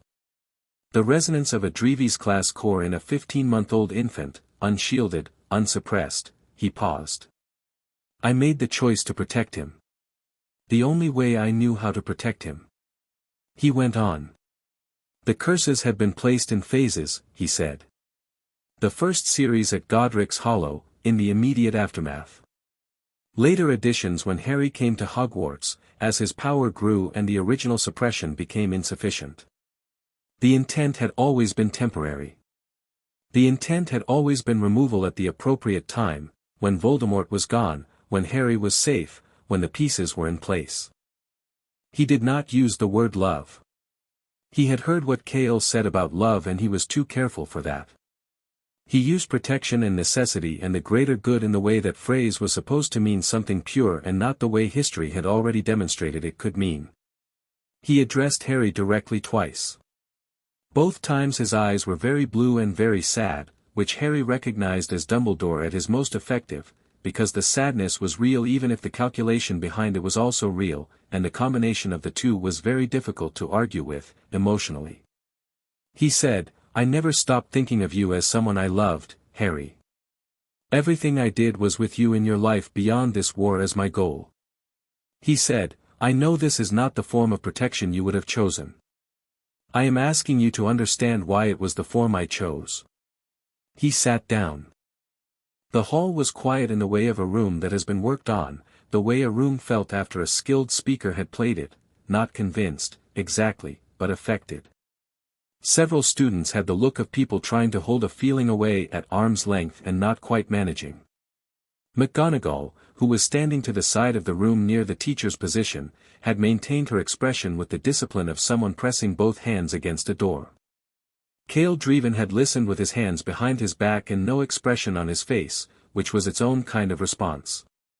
Harry looked at Dumbledore across the length of the hall, and what he felt was not the complicated mixture of betrayal and residual reverence that everyone in the room probably expected him to feel, because those were the appropriate feelings, the human and understandable ones, and he did have them, they were there, under everything, real and heavy in his. But the thing on top of them, the thing that was in front right now, was something simpler. He had just had 6 years of memory recontextualized in about 4 hours, and the recontextualization had been specific. 11 minutes of very good speaking hadn't changed the specific. He stepped forward into the center of the hall. He didn't ask permission and nobody tried to stop him. 4%, Harry said. Not loud. He didn't need loud. He had felt, in the last hour, what it was to speak with his full self behind the words, and what it felt like was that the room listened without being asked to. Not because he was performing authority. Because something in the quality of presence he was still getting used to carrying meant that speaking was just, different now. Landed differently. I've been living at 4% of my actual magical capacity since I was a baby, he said. He looked at Dumbledore, and the look was not hateful, not dramatic, just the clear look of a person reading something accurately. You heard the Sovereign say that. 4%. I want to stay with that for a second before we get to the intentions behind it, because I think intentions are going to be where all the energy in this room goes, and the intentions aren't the most important thing. He turned slightly, because this wasn't just for Dumbledore. The students in the gallery were listening, and McGonagall was listening, and Seren Draevon was listening, and he wanted all of them to hear. I failed my first charms practical in second year, Harry said. Flitwick recorded it. I can't argue with the record, I did fail it. Hermione, my best friend, one of the finest magical minds in this school, sat next to me and I watched her do everything I could not do, and I was told, and I believed, that the difference was natural. That some people were just stronger than others and I was in the middle of the range and that was fine, that was enough, that was what I was. He paused.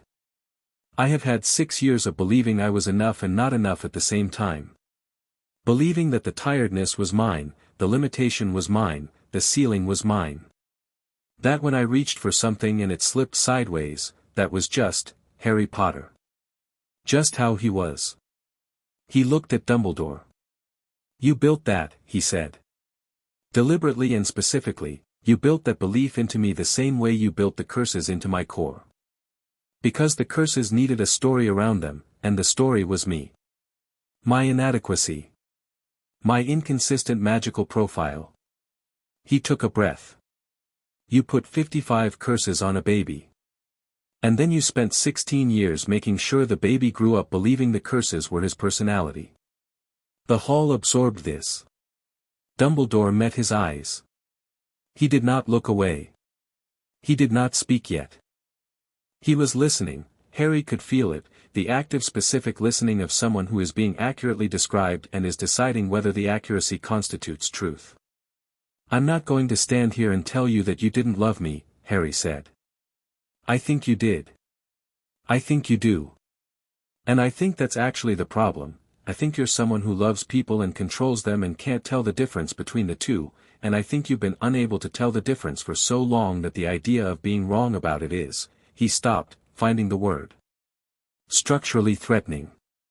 Because if you're wrong about this, you might be wrong about other things, and the whole architecture starts to come apart. He heard Hermione make a small sound from the edge of the room. He didn't look at her. He stayed with Dumbledore. So I'm not asking you to be sorry, Harry said.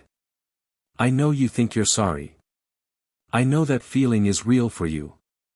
I'm asking a different question. He paused. While you were deciding what was best for me, for 16 years, while you were making those calculations, did you ever once ask me what I wanted? The silence was very specific. I was a baby, Dumbledore said. You couldn't. I know I was a baby when you started, Harry said. What about when I was 7? What about when I was 11 and came to this school for the first time and you were the headmaster and I was right there? What about 12, 13, 14? At what point in the last 16 years did you find a moment to sit across your desk from me and say, Harry, I need to tell you what I've done, and I need to ask you if you consent to it continuing? Dumbledore said nothing. That's the answer, Harry said. That's the whole answer. He stepped back. He was done speaking and he knew it, not because he'd run out of things to say but because what needed to be said had been said and adding to it would dilute it. He had been precise and he wanted it to stay precise. Ron, from the edge of the room, was looking at him with an expression Harry had never seen from him before, because it had never been warranted before. It was the expression of someone watching a person they've known their whole life finally take up the space they'd always deserved. Cale Draevon turned to the room. "The identification process will now begin," he said. "Healer Maris." Maris had set up the identification apparatus near the front of the hall, and she explained it with the direct efficiency Harry was coming to expect from Dragon Nation practitioners, a resonance mapping that would read the anchor points of the removed curses and reconstruct the caster's magical signature. The curses were gone, but their removal left traces in Harry's core, ghost impressions of the original magic, the same way a ring left an impression in soft wax even after being lifted. Those impressions could be read. She began. The mapping took 20 minutes and it was quiet, precise work, Maris's hands moving through the air above Harry's shoulders while Dova recorded the readings. The hall watched in the specific silence of people waiting for something they already know is coming. Harry sat in the chair they'd brought from the hospital wing, because Maris felt it was better to work in a familiar setup, and he waited with a patience he hadn't had that morning. The new patience wasn't forced, it came from somewhere that the exhaustion had previously occupied, a spaciousness he was still finding the edges of. He looked around the hall while Maris worked. Draco Malfoy was at the edge of the gallery, apart from the other Slytherins, and he was watching not Dumbledore but Harry, with an expression that Harry, now, with this newly calibrated sensitivity, could read more clearly than he'd ever been able to. It was complicated in the way Draco was always complicated when nobody was performing for, not the sneering certainty he deployed publicly, but the underneath of it, which was a person who had organized himself around specific certainties his whole life and was watching those certainties reassemble into something he hadn't expected. There was something almost like relief in it. Harry filed that away. Neville was standing straight and still with his arms crossed, and every few seconds he glanced at Dumbledore and then back at Harry with the steady look of someone who had made a decision and was committed to it. Seamus Finnegan was whispering to Dean Thomas, who nodded once, hard. McGonagall hadn't moved from her position at the side of the room, and her face was doing the thing it had been doing since this morning, holding something in that was very large and very specific, but her eyes, when Harry caught them, were absolutely clear. She gave him a small nod that said several things at once. Snape was not in the hall.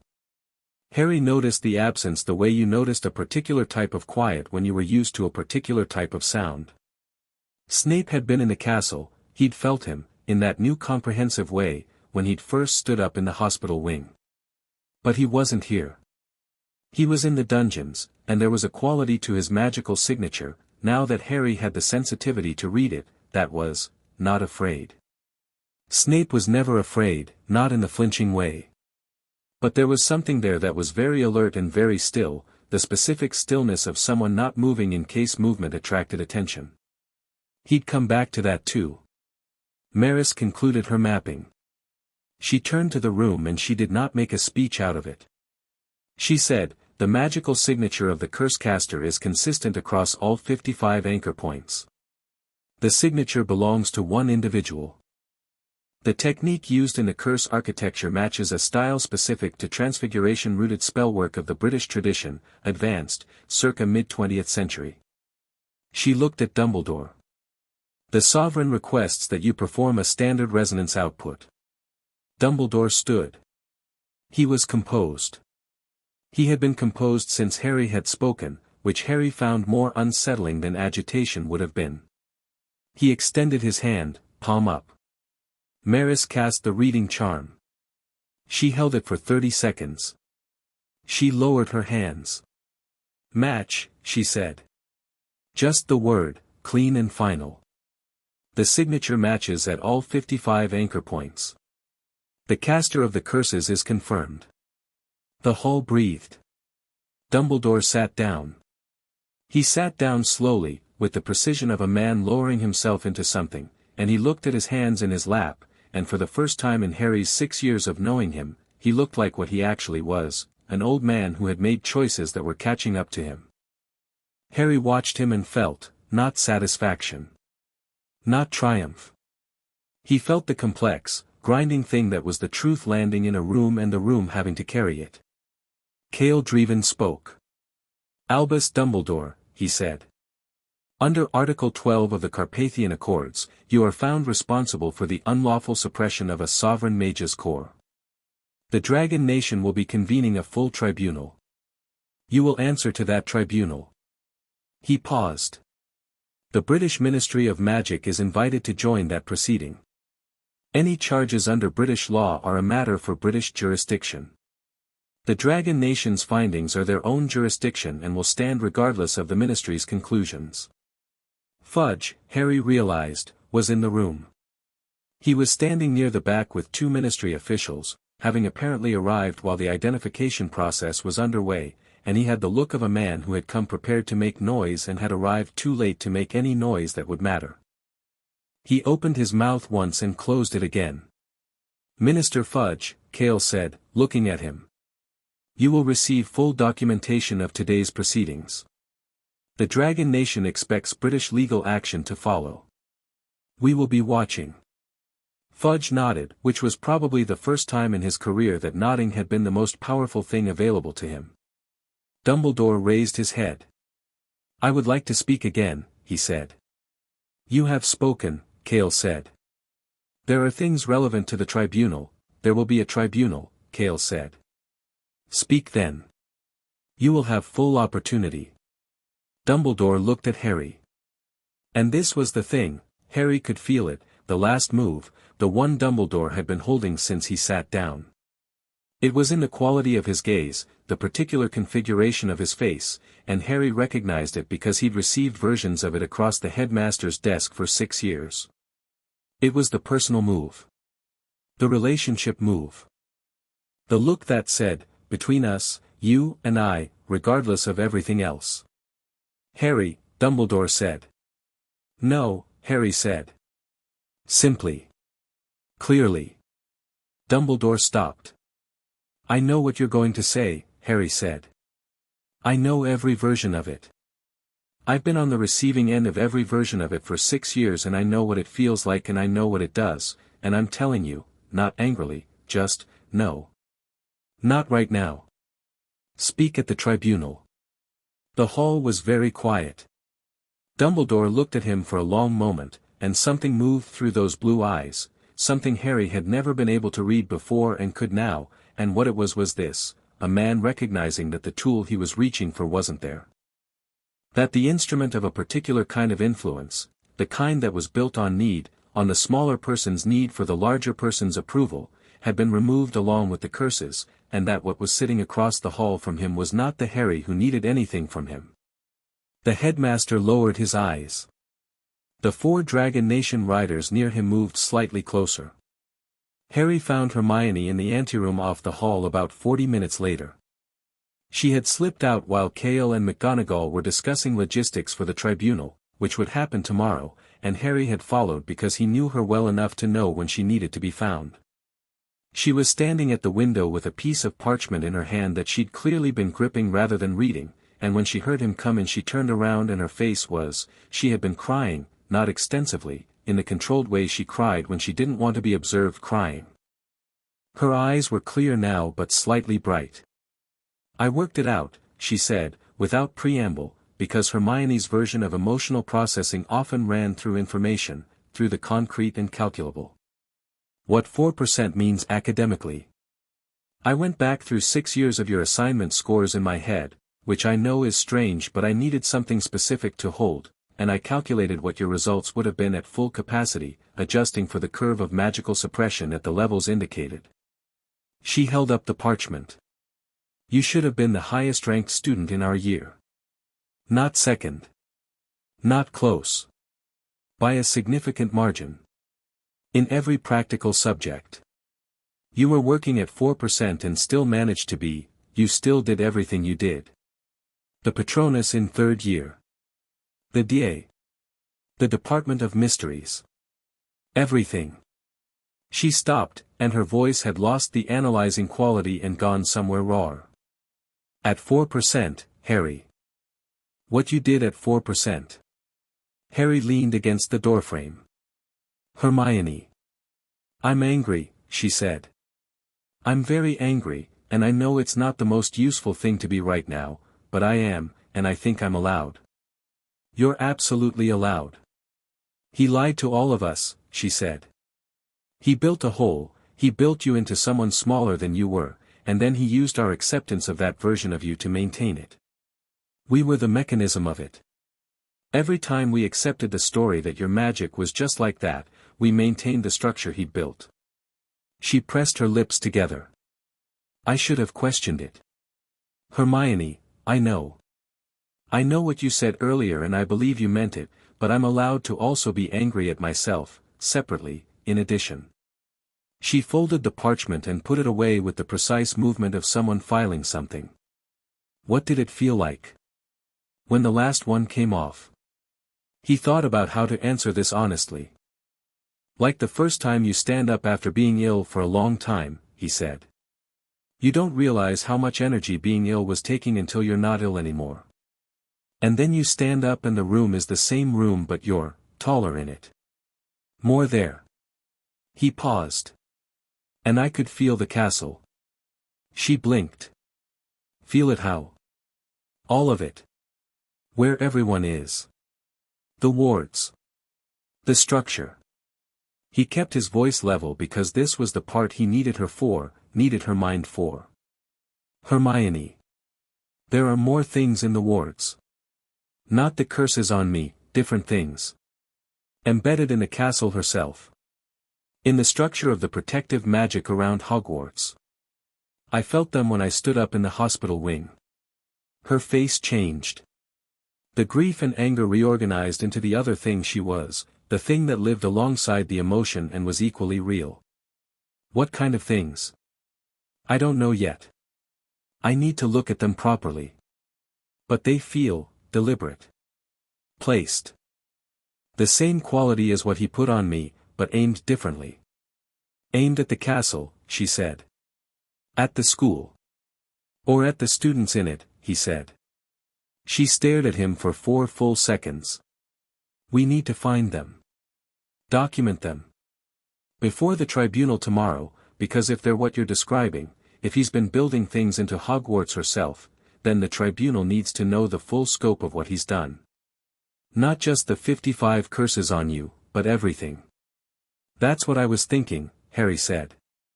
Who else do we tell? Seren, Harry said immediately. She can do the deep reading on the wards if I show her where to look. Cale should know, but I want to go to him with something specific rather than a feeling. And McGonagall. He paused. Not Dumbledore's people. Who are Dumbledore's people? He thought about Snape in the dungeons, that alert stillness. I'm not sure yet. I want to be careful. She nodded. Tonight, then. Tonight, he said. She looked at him for a moment longer, the full, direct look she used when she was recording something, when she wanted to remember a specific moment accurately. Harry. You sound different. I know. It's not just the voice. The way she searched for it. You're not accommodating anything. You're just saying what's true, and it's landing, and you're not apologizing for how it lands. She said it like an observation, not a compliment, because Hermione's observations were not compliments, they were just observations, which was why they landed the way they did.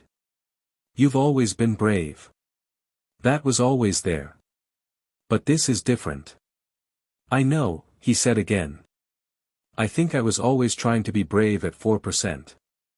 Now I just get to, he stopped, finding the word. Exist at full size. She nodded, once, and that was enough, because they had a language of once nods and brief looks that said everything neither of them needed to say aloud. Seren met them in the corridor outside the Great Hall and fell in beside Harry without any requirement to explain the plan, because Harry had found, with the ease of someone who'd been communicating with her for less than 2 days and already had the frequency of it, that Seren Draevon operated on a standing offer of useful action. You told her there was a thing to do and she moved toward it. Ron caught up with them at the end of the corridor, appearing from the direction of the kitchens with a conjured flask of tea that he distributed with the practical generosity of someone who understood that serious work required energy. He handed one to Hermione without being asked. She took it without thanking him, which was their language. "We're looking for curse work in the wards," Harry told Seren, as they moved toward the nearest staircase. "I can feel it. I need you to read it properly." "Show me where," she said. He stopped at the base of the stairs and put his hand flat against the stone wall. The castle came to him immediately. She was right there, in a way she'd never been before, and the sensation of her was old and layered and vast, a presence that was not a person but was not nothing. He felt her the way you felt a room you'd lived in long enough to know without looking, where the cold spots were, where the sound carried, where the light came from. He followed the wrongness. It was easier now than it had been in the hospital wing, now that he had 2 hours of practice calibrating the sensitivity, and what he found, when he traced it carefully, was intricate. The first embedded working was in the first-floor ward layer, and it was subtle enough that he might not have detected it if he hadn't been looking. It ran through the stone in a specific pattern, not the blunt architecture of a draining curse, something more refined. A diffusing enchantment. Spread thin, wide, ambient. "Here," he said. "In the stone. It's spread thin, it's not a point source." Seren placed both palms flat against the wall and closed her eyes. Harry watched her work. He could feel the probe of her reading moving through the same channels he'd found, could sense it the way you sense someone standing next to you in a dark room. She was thorough and fast and very good. She opened her eyes. "Ambient academic diffuser," she said. "It reduces magical engagement during study, makes students slightly less likely to think critically, slightly more likely to accept what they're told. It's not obvious, it doesn't feel like anything specific, it just smooths things." She looked at Harry. "It's been in this wall for a very long time." The corridor was silent. Ron looked at the wall. Then at Harry. Then at the wall again. "He put a think less question less charm in the school," he said. "It's more nuanced than that," Seren said. "It doesn't remove critical thinking. It reduces the activation energy for it. It makes not questioning feel more natural." "That's worse," Ron said. "Yes," Seren said. They moved through the castle for the next 2 hours. Harry leading, Seren reading, Hermione documenting, Ron ensuring nobody came around a corner unexpectedly, and they found 7 more embedded workings before they'd covered the first 3 floors. Not all of them were the diffuser. One was a loyalty weight enchantment, placed in the stones of the headmaster's office corridor. It created a subtle gravitational pull toward trusting authority, specifically in that space, specifically in students who passed through it regularly. One was a memory-smoothing enchantment near the Olary, which made anxious or suspicious thoughts about the school feel less urgent after leaving, like something half-remembered. One, in the stone near the defense against the dark arts classroom, was an inhibitor placed specifically on practical defensive magic, limiting the power ceiling of defensive spells cast within range of it. In a classroom dedicated to teaching defense. "He made it harder to learn to defend ourselves," Hermione said, when Seren confirmed it. Her voice was very quiet and very controlled. "In defense against the dark arts. He built a limiter into the room where we were supposed to be learning to protect ourselves." "All 7 years of students," Seren said. "Everyone who has studied in that room since this enchantment was placed." "When was it placed?" Harry asked. Seren read the age of it. 15 years ago, she said. The year before Harry started at Hogwarts. The year that Dumbledore could not have placed a fully compliant defense teacher in the post. The position was already cursed, 1 year maximum per teacher, but could have ensured that whatever defense students did manage to learn was softened at the source. "Write it down," Harry told Hermione. She was already writing. They found 3 more on the 4th floor, 2 on the 5th, and then Harry stopped at the base of the staircase that led to the 7th floor and put his hand against the stone and went very still. "What is it?" Seren said. "Something bigger," he said. What he was feeling in the 7th floor ward structure was not one of the subtle ambient workings he'd been tracing. It was something much more substantial, a working that was layered and complex and old, and it was specifically oriented. It pointed outward from the castle, not inward.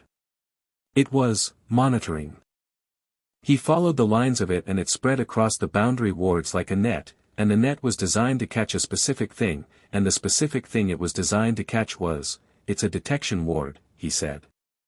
For dark magic. But it's, inverted. It's not designed to alert the headmaster when dark magic is used in the castle. It's designed to, he traced the logic of it, the intent woven into the structure. It's designed to alert the headmaster when Voldemort's magic specifically is used or detected. Only Voldemort's. Everything else it's, letting through. Logging, but not alerting. He wanted to know when Voldemort moved, Seren said. He wanted to be the only one who knew, Harry said. He wanted to control when and how that information reached anyone else. He took his hand off the wall.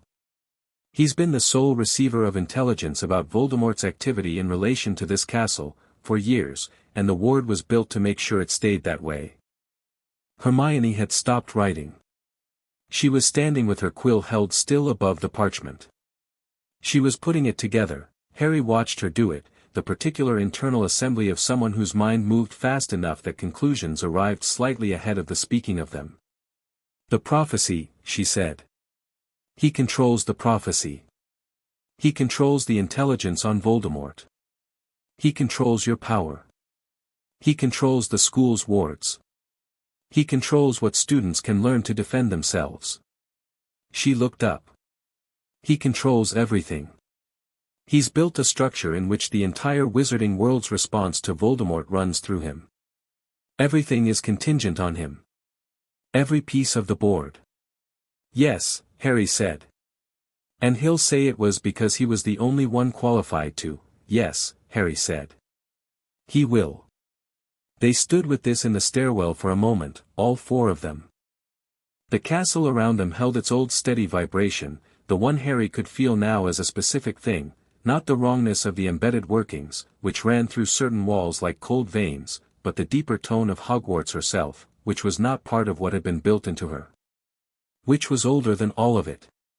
He didn't build all of this into her, Harry said, thinking aloud. The castle is, she's not part of it. She's been around it. Like, he tried to find the metaphor. Like someone putting shelves in someone else's house. The house was there first. He used it. But the house isn't his. Seren looked at him thoughtfully. You can feel that distinction clearly? Completely, he said. She held his gaze for a moment. Then you can tell the tribunal exactly what is Hogwarts and what is Dumbledore's. Which is, that's the most important evidentiary piece, Harry. If you can stand before the tribunal and distinguish between them, that is the testimony that ends the argument. I know, he said. She looked at him with that amber steadiness. You're not afraid of the tribunal. No, he said. And then, honestly, I was afraid of everything for 6 years. I think I used up my available fear. The ghost of something crossed her face, not a smile, a precursor to one, something warmer. I think you have more available than you know, she said. You've just stopped letting it make decisions. Ron, from his position at the base of the stairs, glanced between them with the particular observational quality he deployed when he was noticing something he intended to bring up later, at volume, in a less serious context. Harry chose not to acknowledge this. Let's find McGonagall, he said.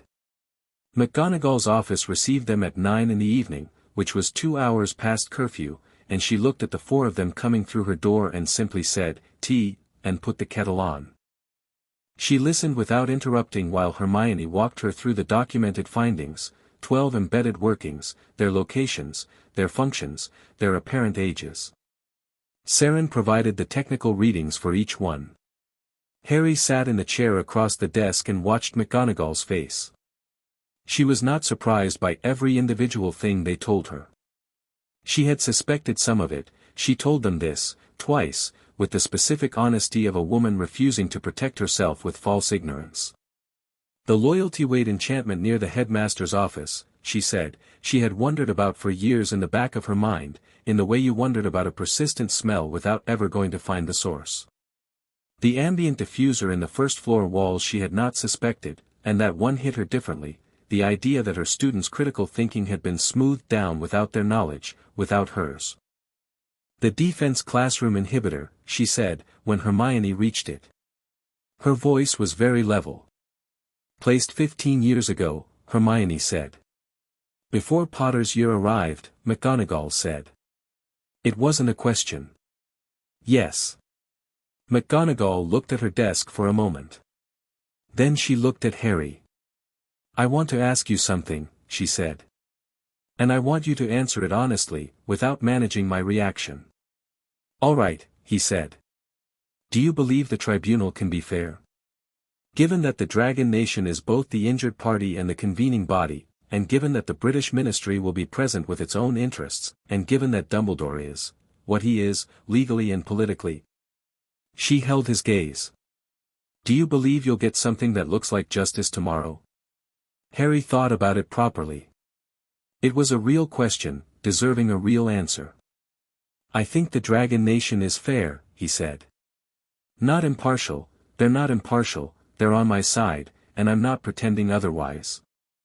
But fair is different from impartial. Fair means they'll look at the actual evidence and arrive at conclusions the actual evidence supports, not conclusions that are politically convenient. He paused. Seren Draevon doesn't need a specific outcome from tomorrow. He doesn't need Dumbledore to be convicted by British law. He's Dragon Nation. Dumbledore's conviction or acquittal by the Wisengamot means nothing to him. He needs the truth on record, in a form the world can see. And I think that's what tomorrow is. McGonagall looked at him for a long moment. All right, she said. There's one more thing, Harry said. He told her about the Voldemort-specific detection ward. The controlled intelligence. The way the entire information structure around Voldemort's movements had been routed through one person. McGonagall set down her teacup. She sat in silence for approximately 10 seconds. He has been the sole holder of intelligence about Voldemort's activity, she said. For how long? The ward is old, Seren said. At least 20 years. Through the entire war, McGonagall said. The First War. The years between. Everything. She breathed in. Every decision made about how to fight him. Every strategy. Every sacrifice. Her voice held steady by a thread. All of it, running through one man's judgment. One man's choices about what to share and what to keep. Yes, Harry said. She stood up. She stood up and walked to her office window and stood there with her back to them, and the room was quiet enough that they could hear the wind against the glass. She stood there for perhaps a minute. When she turned back, her face was absolutely composed in the way of something that had just been through a profound internal event and had come back from it. We bring this to the tribunal tomorrow, she said. All of it. Every embedded working, the detection ward, the full scope. She looked at Harry. I will testify. Whatever they ask of me, I will answer. Thank you, Harry said. Don't thank me, she said. This is the bare minimum.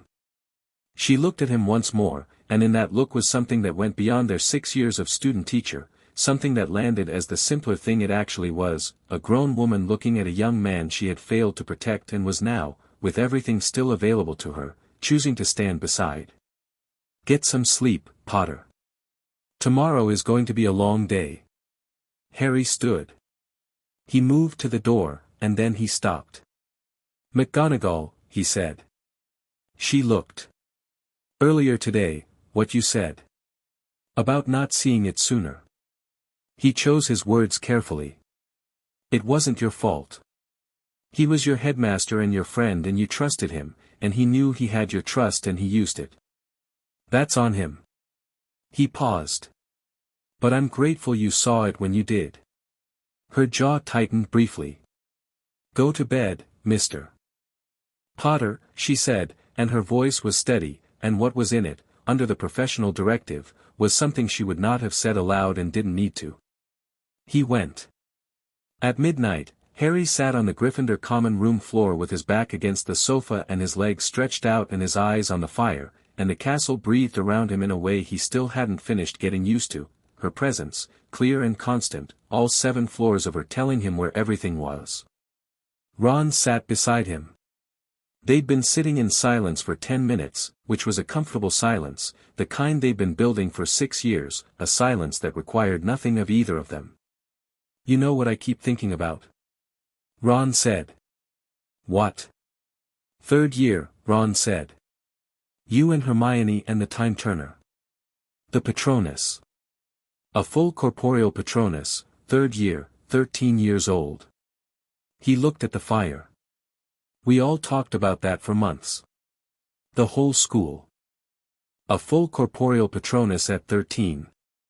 And even then people said it was impressive but, you know, not," he stopped. "At 4%, Harry. You did a full corporeal Patronus at 4%. Harry looked at the fire. "I've been thinking about that too," he said. "What does that mean for?" Ron gestured, a gesture that meant everything from here forward. "I don't know yet," Harry said. I'm still finding the edges of it." "Is it scary?" Harry considered the honest answer. "No," he said. "That's the thing. It's not. It should be, maybe. But it's not." Ron nodded. He was quiet for a moment.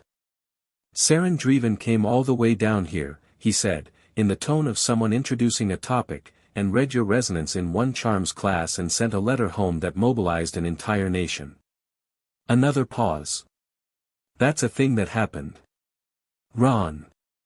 I'm just observing." "Observe quietly." "She called you brave to her father," Ron said. "In a private letter." "Ron. All right. He went back to the fire. They sat in a comfortable silence again, and after a while Ron said, without preamble, "I'm glad it happened. All of it. Not the 16 years, obviously, not that part. But today." He paused. "I'm glad we got to see you, mate. The actual you. Full size." Harry looked at the fire for a long moment. "Yeah," he said. "Me too." Outside, 300 dragons slept on the grounds of Hogwarts, their breathing a rhythm that went through the stone, and the castle that had been here 400 years held the night around them all. Chapter 5, The Fire. Harry woke at 5 in the morning and the castle was already awake.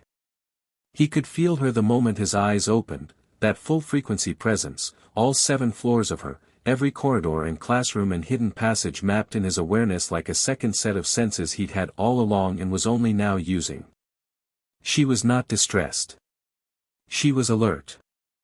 There was a quality to her that morning that was like the feeling before a significant weather change, not storm exactly, but pressure. The awareness of something large coming. He lay still for a moment and took inventory. Dumbledore was in his office. The 4 riders assigned to him had been replaced overnight by a full rotation, and the headmaster had not slept. Harry could feel the specific quality of his magical signature, the tight controlled hum of a man awake and thinking at 4 in the morning, and had been thinking for hours. Snape was still in the dungeons. Still that watchful stillness, that deliberate non-movement. Cale Draevon was on the Quidditch pitch. Standing, not sitting, which at 5 in the morning in November said something about how he was built. Seren was awake in the guest quarters. Harry got dressed, went downstairs, and left the castle. The grounds were extraordinary at that hour.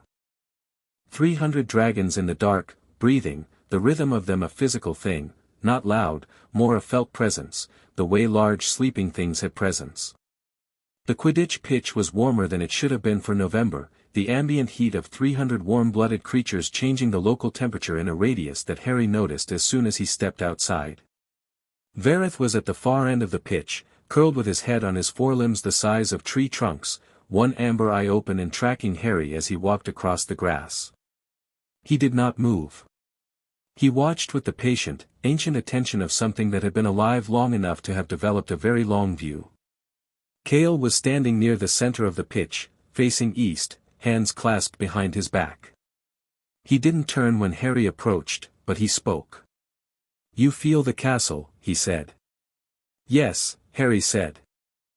He came to stand beside him, not too close, not at a deferential distance, the distance of two people standing together looking at the same horizon. "Have you slept?" "Briefly." Cale looked at the dark tree-line. "I find it difficult to sleep before a tribunal. I have been doing them for 20 years and it has not improved." He paused. "You feel prepared?" It wasn't a question but Harry answered it. "Yes." "Tell me about the embedded workings." Harry walked him through it, the same information he'd given McGonagall, but delivered differently, because Cale was different. McGonagall had needed the emotional accounting alongside the facts. Cale needed the strategic accounting. He listened with the same quality of attention he did everything, and when Harry reached the Voldemort-specific detection ward, something in the Sovereign's posture changed, a slight adjustment, a settling, the way a person settled when something confirmed what they'd suspected. He positioned himself as the sole strategic intelligence asset in the war against the Dark Lord, Cale said.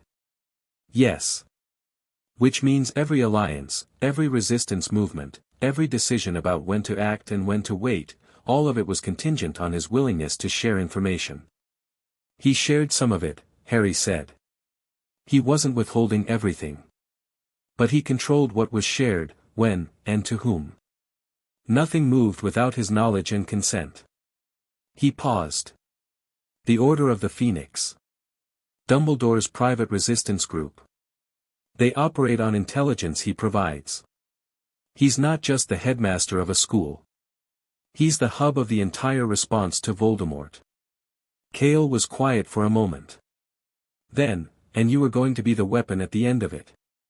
"The prophecy says I'm the one who has to face him," Harry said.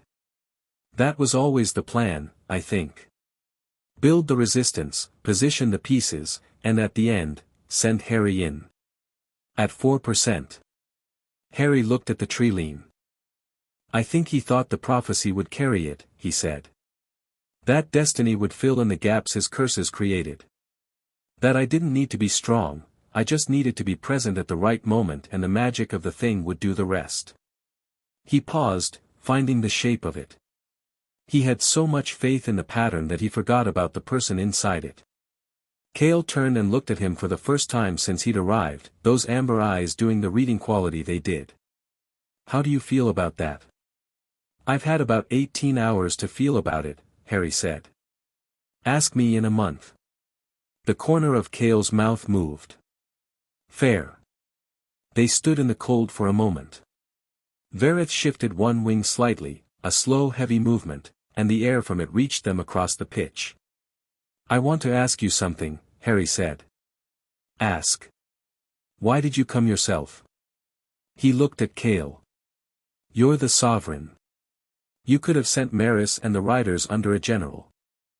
You could have sent Voss Aldrich with a legal team and let the Accords work. You didn't have to come in person." Cale considered this with the care of someone who had been asked a real question and intended to answer it the same way. "My daughter's letter said the boys' corps was Drevy's class," he said. "It said he had never been allowed to feel his own strength." He paused. "I came because I know what that is. Not from suppression, I have not had my power curtailed. But I know what it is to be surrounded by people who are afraid of what you are. Who manage you. Who make themselves necessary to you by making you believe you cannot function without them." He looked back at the tree-line. "My father did this, in different ways. I was 30 before I stopped constructing my choices around his approval." Another pause, shorter. "I did not want the boy to wait until he was 30. Harry said nothing for a moment. "Thank you," he said. "Not for the Riders and the Accords and the legal process. For that." Cale nodded once. They stood together until the sky began to lighten, and Verith closed his eye and slept, and the cold of November was bearable in the way that cold became bearable in the presence of large warm things. Seren found Harry in the corridor outside the Great Hall at 7, an hour before the tribunal was scheduled to begin. She had a mug of something in each hand and she extended one to him without ceremony. "Dragon tea," she said. "It's better than what you have here." He took it. It was warm and slightly bitter and had something in it he couldn't identify that sat in his chest like a small coal. "What is that?" "Kylum root," she said. "It sharpens attention without the edge. We drink it before anything important." He drank it and felt the sharpening happen, not a jolt, nothing like a stimulant. More like a lens finding focus. "Good," he said. She leaned against the wall beside him, her own mug in both hands, and they were quiet for a moment in the way they were quiet together, which was still new enough to notice and comfortable enough not to need comment. "How are you going to speak today?" she said.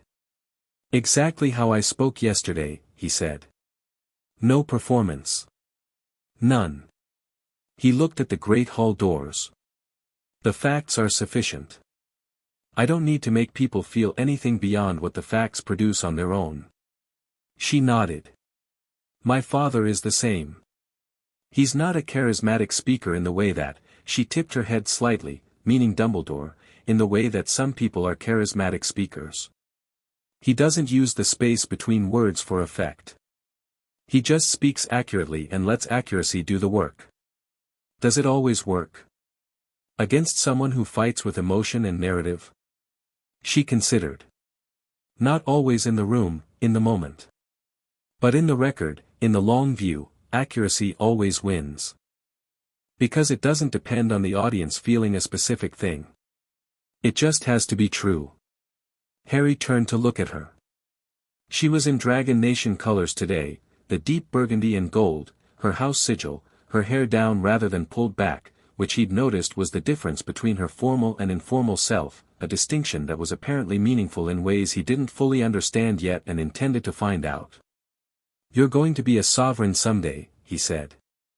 It wasn't a question. She looked at him without the deflection he might have expected. "Yes. Are you ready for that?" "No," she said, with the ease of someone who had made their peace with a specific uncertainty. "But I don't think readiness is the prerequisite. Willingness is the prerequisite. I'm willing." He looked at her for a moment. "Yesterday you told your father I was brave." She didn't move. "I did. In a private letter. Which you weren't meant to read," she said. Ron read over my shoulder. I couldn't stop him. She looked at the doors. "I said what I observed," she said, with the deliberate composure of someone who has decided that composure is the correct response and is committed to it. "You're not going to make me apologize for observing accurately." "I'm not trying to make you do anything," he said. "I just wanted you to know that he found the word. It landed. Someone seeing you clearly it's more than you expect, when you've been half invisible for a long time." She turned and looked at him, and the amber in her eyes had that brightness it got when she was feeling something she was also thinking about, the two processes running simultaneously, neither subordinating the other. "You weren't invisible," she said. "You were obscured. There's a difference. Everything you are was always there. It was just under 55 layers of someone else's fear." The great hall doors opened from inside. Eden looked out at them. 10 minutes, he said. "The sovereign is ready." The great hall had been rearranged again overnight. Someone, Harry suspected the Dragon Nation riders, who appeared to apply the same systematic thoroughness to room arrangement that they applied to everything else, had moved the space into something between a courtroom and a convened assembly. The house tables were gone entirely. Chairs faced a central space, arranged in 3 arcs, the inner arc for the principals, Harry, Cale, Dumbledore, McGonagall, Maris, and the outer arcs for witnesses and observers. The ministry contingent had a dedicated section near the right wall, Fudge in the front with his senior officials behind him. Dragon Nation riders stood at even intervals along the walls. The teaching staff of Hogwarts had assembled in a body near the left wall. Flitwick, who had run the charms class where everything began, looked as though he hadn't slept well. Sprout's expression was indecipherable. Trelawney was not present. Snape was in the back row, in the shadows the way Snape was always in the shadows, his face doing the absolute blankness he deployed when he was at his most internally occupied. Students filled the remaining space, not mandatory, McGonagall had told them this morning, and most of them had come anyway, which said something about the difference between being told to witness something and choosing to. Harry took his seat in the inner arc. He looked at the arrangement and noted, without particular concern, that his seat placed him directly across the central space from Dumbledore's. Clear sight lines. The tribunal had been arranged to ensure that the central confrontation of the day had no obstruction.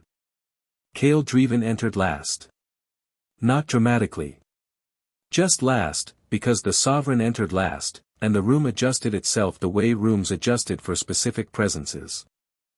He took the central chair of the inner arc, which was not elevated, not throne-like, just a chair, but the specific chair that the room's geometry indicated was the point everything else was oriented toward.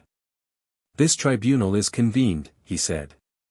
Under Article 12 of the Carpathian Accords, to examine findings of unlawful magical core suppression against Harry James Potter, minor, student of Hogwarts School of Witchcraft and Wizardry. He looked at the room. This tribunal will hear testimony. It will examine evidence. It will produce a finding. That finding is Dragon Nation law and will stand. British legal proceedings are separate and are the Ministry's domain. I am not conducting a British trial. I am conducting a Dragon Nation tribunal, which has its own jurisdiction, its own authority, and its own conclusions. He paused. Albus Dumbledore. The tribunal has heard the identification findings. You have been confirmed as the caster of 55 magic draining curses on Harry Potter. Today you have the opportunity to present your full account, your reasoning, and any evidence you consider relevant. He looked directly at the headmaster. Speak. Dumbledore rose.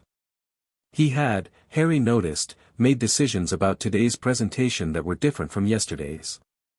Yesterday had been improvised, a skilled improvisation, but reactive. Today he had had the night to prepare, and the preparation was visible. He wore his most formal robes, the ones with the silver detailing that made him look like a portrait of himself. His wand was absent, the tribunal had required it be surrendered to a neutral custodian for the duration, standard procedure, and he had complied without comment, which was itself a statement. See how I cooperate. See what trust looks like. He stood for a moment before speaking, and Harry recognized the pause, 3 seconds, gathering the room's attention without asking for it. Then he spoke, and this time it was different from yesterday, because he had reorganized his approach overnight and what he led with was not the prophecy. He led with love. Not the word, Cale had already used the word as a dismantler and Dumbledore was too precise for that. He led with the feeling behind the word, dressed in specificity. He described Harry's parents. He described James and Lily with the intimacy of someone who had known them well and missed them genuinely, and this was true. Harry could feel the truth of it even now, even sitting across from the man who had cursed him. The grief was real. The years of knowing them were real. He described the night of Godric's Hollow with a detail and a weight that made several people in the outer arc lean forward. He described holding Harry in the ruins of his parents' house. I stood in that place, Dumbledore said, and I held a child who had survived something that should not be survived, and I felt, I need you to understand this, all of you, I felt the size of what he was. Not as a potential. As a current and immediate fact. A 15-month-old child with a magical core that should have taken decades to develop. It was, he stopped, and the stop was real. Not performed. It was extraordinary and it was terrifying, because I knew, I have known a great many dark wizards, and I have studied the patterns of how they move, what they seek, and I knew that if any of them felt what I felt that night, standing in those ruins, they would come for him with everything they had. He looked at Harry. I placed the first curses that night, he said. Not to diminish you. To hide you. To make what you were invisible to those who would destroy you before you could stand. He let that sit. I want you to believe that. I want you to hear it as I intended it, not as it has been characterized. Harry looked at him steadily. He did not speak yet. This was Dumbledore's time. The curses were meant to be temporary, Dumbledore continued. They were meant to be removed when the conditions that required them no longer existed. When Voldemort was defeated. When Harry was safe. He paused. I kept that moment in view always. It was the horizon I worked toward. And the reason it did not come, the reason I did not remove them as I had intended, is because the horizon kept moving. Voldemort did not stay defeated. He returned. He continued to gather strength. And each year I considered removing the curses, and each year I determined that the time was not yet right. He looked at the floor briefly. I know what that sounds like. I know the argument against it. But I am asking you to hold the full picture, the full weight of what I was managing, what was at stake, what a wrong decision would have meant. He sat down. The tribunal was quiet. Cale looked at Harry. Harry Potter. You have the opportunity to respond. Harry stood. He did not arrange himself. He did not use the 3-second pause. He just stood and spoke, and the room did the listening thing it had been doing since yesterday, which he was nearly used to now. I want to respond to something specific, he said. Not to the whole speech. Cale Draevon covered the argument yesterday and I covered it yesterday, and repeating it in here feels like it's giving it more oxygen than it deserves. He looked at Dumbledore. I want to respond to the specific thing you just said about the horizon moving. Dumbledore met his gaze. You said you intended to remove the curses when it was safe, Harry said. And that it kept not being safe. I want to follow that logic where it actually leads. He paused. I'm 16. Voldemort has been back in a physical body for 2 years. The war is active. It is, by your argument, still not safe. So, when were you going to remove them? Specifically. If today hadn't happened, if Seren hadn't read me in charms, if the Dragon Nation hadn't come, what was your actual plan for the moment when you lifted 55 curses off a person who has been running on 4% of his power for 16 years and handed him the full thing and said, here, use this, go fight the most dangerous dark wizard alive? He let that sit for a second. That transition. That specific moment. Had you thought about it? Had you planned for it? Had you considered what that would be like for me, for the person inside it? Dumbledore was quiet. Because what I think, Harry said, is that there wasn't a plan. I think the horizon moving wasn't a complication of the plan. I think the horizon moving was the plan. I think the curses were going to stay until I was in the room with Voldemort, because at that point it didn't matter what I felt about them or what they'd cost me, the battle would be done one way or another, and the question of what had been done to me would be somebody else's problem. The silence was complete. I'm not saying that was a conscious plan, Harry said. I think you genuinely believe in the love behind all of this. I think that belief is real for you. But I also think, he stopped, found the most precise version of it. I think you are someone who loves the idea of people more than you love the actual people. The idea of me, the chosen one, the boy who lived, the weapon and the symbol, you love that completely. I think you'd die for it. But the actual Harry Potter, the person who was tired every day and couldn't understand why he couldn't do what other students could do, who needed to know what was happening to him and who wasn't asked, I'm not sure that person was ever quite real enough to you to require consultation. He sat down.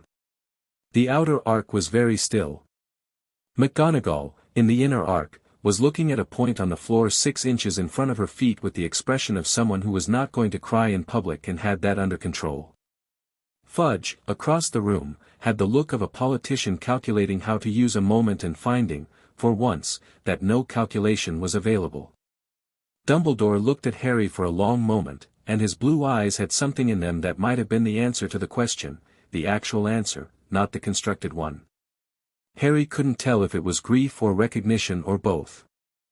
He looked, for those seconds, genuinely old in a way that had nothing to do with the length of his beard. He did not respond. Maris presented the evidence. She was precise, thorough, and completely without advocacy, she presented what she had found the way a scientist presented data, because that was what she was. The resonance mapping. The anchor point signatures. The caster identification. The age stratification of the 55 curses, which she had categorized chronologically and which, displayed on a magical chart Dova had prepared, created a visual record of what had been done and when. The oldest cluster, 9 curses, placed in a 15-month period beginning when Harry was approximately 1 year old. The second cluster, 7 curses, placed when Harry was approximately 3. The third cluster, placed when Harry was 6, just before he would have started showing accidental magic in earnest. The fourth cluster, the largest, 14 curses in 18 months, placed between ages 9 and 11, directly before he came to Hogwarts. Then smaller additions, 2 in second year, 3 in third, 2 in fourth. The most recent, placed 8 months ago. 8 months ago. The most recent curse had been placed 8 months ago. The chart hung in the air over the tribunal in clear Dragon Nation glyphs that Dova translated for the British contingent, and Harry looked at it and thought about 8 months ago. 8 months ago he had been 15, in 5th year, sitting across Dumbledore's desk in the headmaster's office after the disaster at the Department of Mysteries, and Dumbledore had spoken with his most potent grief and his most deliberate gentleness, and Harry had been too raw with Sirius's death to hold on to his anger, and Dumbledore had, while he was sitting there, while Harry was right there, 15 and broken with grief, placed the 54th and 55th curses. He did not say this aloud. He did not need to. Hermione, from the outer arc, had done the same calculation.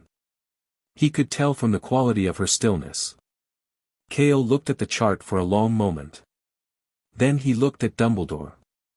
The most recent curses were placed 8 months ago, he said. Yes, Dumbledore said.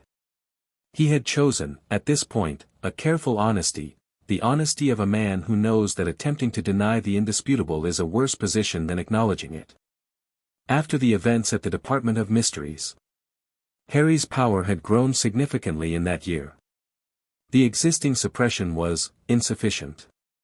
His power had grown because a 16-year-old was going to war, Cale said. And your response to him going to war and needing more power was to add more curses. Dumbledore said nothing.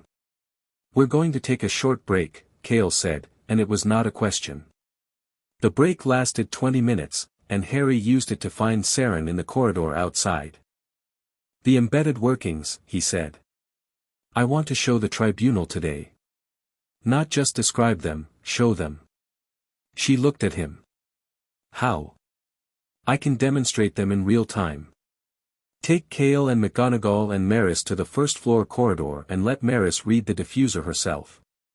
Then the defense classroom. Then the headmaster's corridor.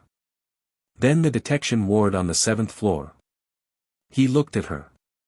The tribunal needs to understand that this isn't just what he did to me. It's what he did to this school. To everyone who has been in it. She nodded slowly. My father will want to see it directly, yes. She paused. Harry. When we show them the defense classroom inhibitor, every student in this hall has been in that room for 6 years. I know. That's going to land hard. It should land hard, he said. Let it. She held his gaze for a moment, and what was in her expression was something he recognized from their first conversation, that recognition, the look of someone who had expected to find damage and kept finding something else underneath it. You know what you are now, she said. I mean that specifically. Not the power, you've had 2 hours with that. I mean you know who you are. I had it before, he said. I was just running it on, 4%, she said. I know. But knowing who you are at 4% is different from knowing who you are now. She tilted her head slightly. You're not afraid of what you're carrying. Should I be?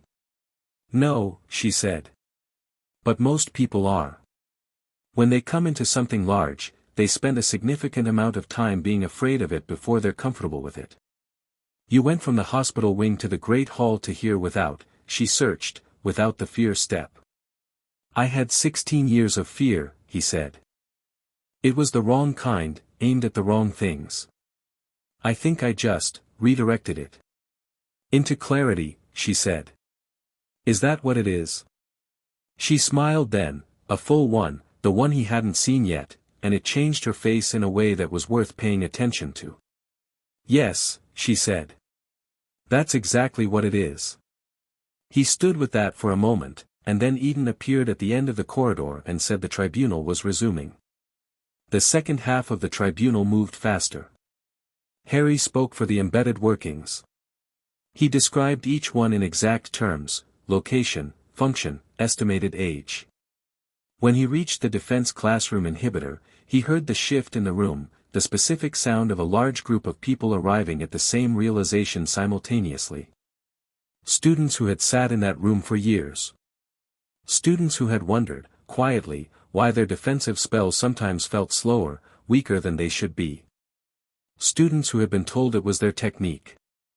Dumbledore sat through it. He did not attempt to refute the embedded workings. He had, it was clear, decided that his position on the workings would be consistent with his position on everything else, a protective intention, a necessary precaution, a decision made for the greater good of the students he was responsible for. When he was given the opportunity to address the embedded workings, he spoke briefly. He acknowledged the academic diffuser. He described it as a school management tool, designed to reduce discipline problems, improve the learning environment, make students more receptive to teaching. He said the loyalty weight enchantment was designed to make students feel safe and supported, not manipulated. He said the defense classroom inhibitor was designed to prevent students from accidentally injuring each other during practical lessons with excessive power output. Harry let him finish. Then he said, to the room rather than to Dumbledore, he's describing tools built to manage children. To make them easier to control, easier to teach, less likely to question authority, less capable of defending themselves against the people who were using those tools on them. He looked at Cale. I want to be clear about what this school has been. Under those workings, for however long they've been in place, this has not been a school. It has been a management facility. The students have not been taught to think and learn and grow powerful. They have been managed into believing that thinking less critically, trusting authority more completely, and being weaker at defense was just normal. Just how things were. He heard McGonagall make a sound. Not a speech sound. A small involuntary sound that she controlled immediately. Cale looked at her. McGonagall rose. She did not wait to be called on. She stood in the inner arc and she looked at the tribunal and then she looked at Dumbledore, and what was on her face now was the thing she'd been holding all of yesterday and this morning, the thing she'd controlled through every conversation and every confrontation. I have taught in this school for 40 years, she said. I have watched students pass through these halls and I have believed, I have given everything to the belief, that this is a place of genuine learning. That what we are doing here is making young people capable and strong and wise. Her voice was steady in the way that things were steady when they were being held very carefully. I owe the students currently in this room, and every student who has sat in my classes for the last however many years those workings have been active, an acknowledgement that I failed to see what was being done to them under my watch. She turned to Dumbledore. Albus. I have defended you. I have followed you.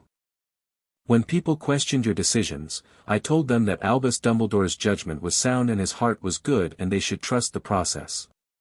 She stopped. I was wrong. Not because your heart isn't, I believe your heart is genuinely what you say it is. But I confused a good heart with good judgment, and those are not the same thing, and the students in this room have paid for that confusion. She sat down.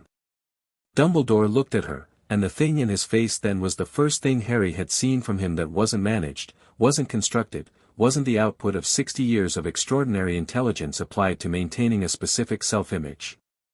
It was just pain. Old and specific in his. He said her name. Just that. She did not look at him.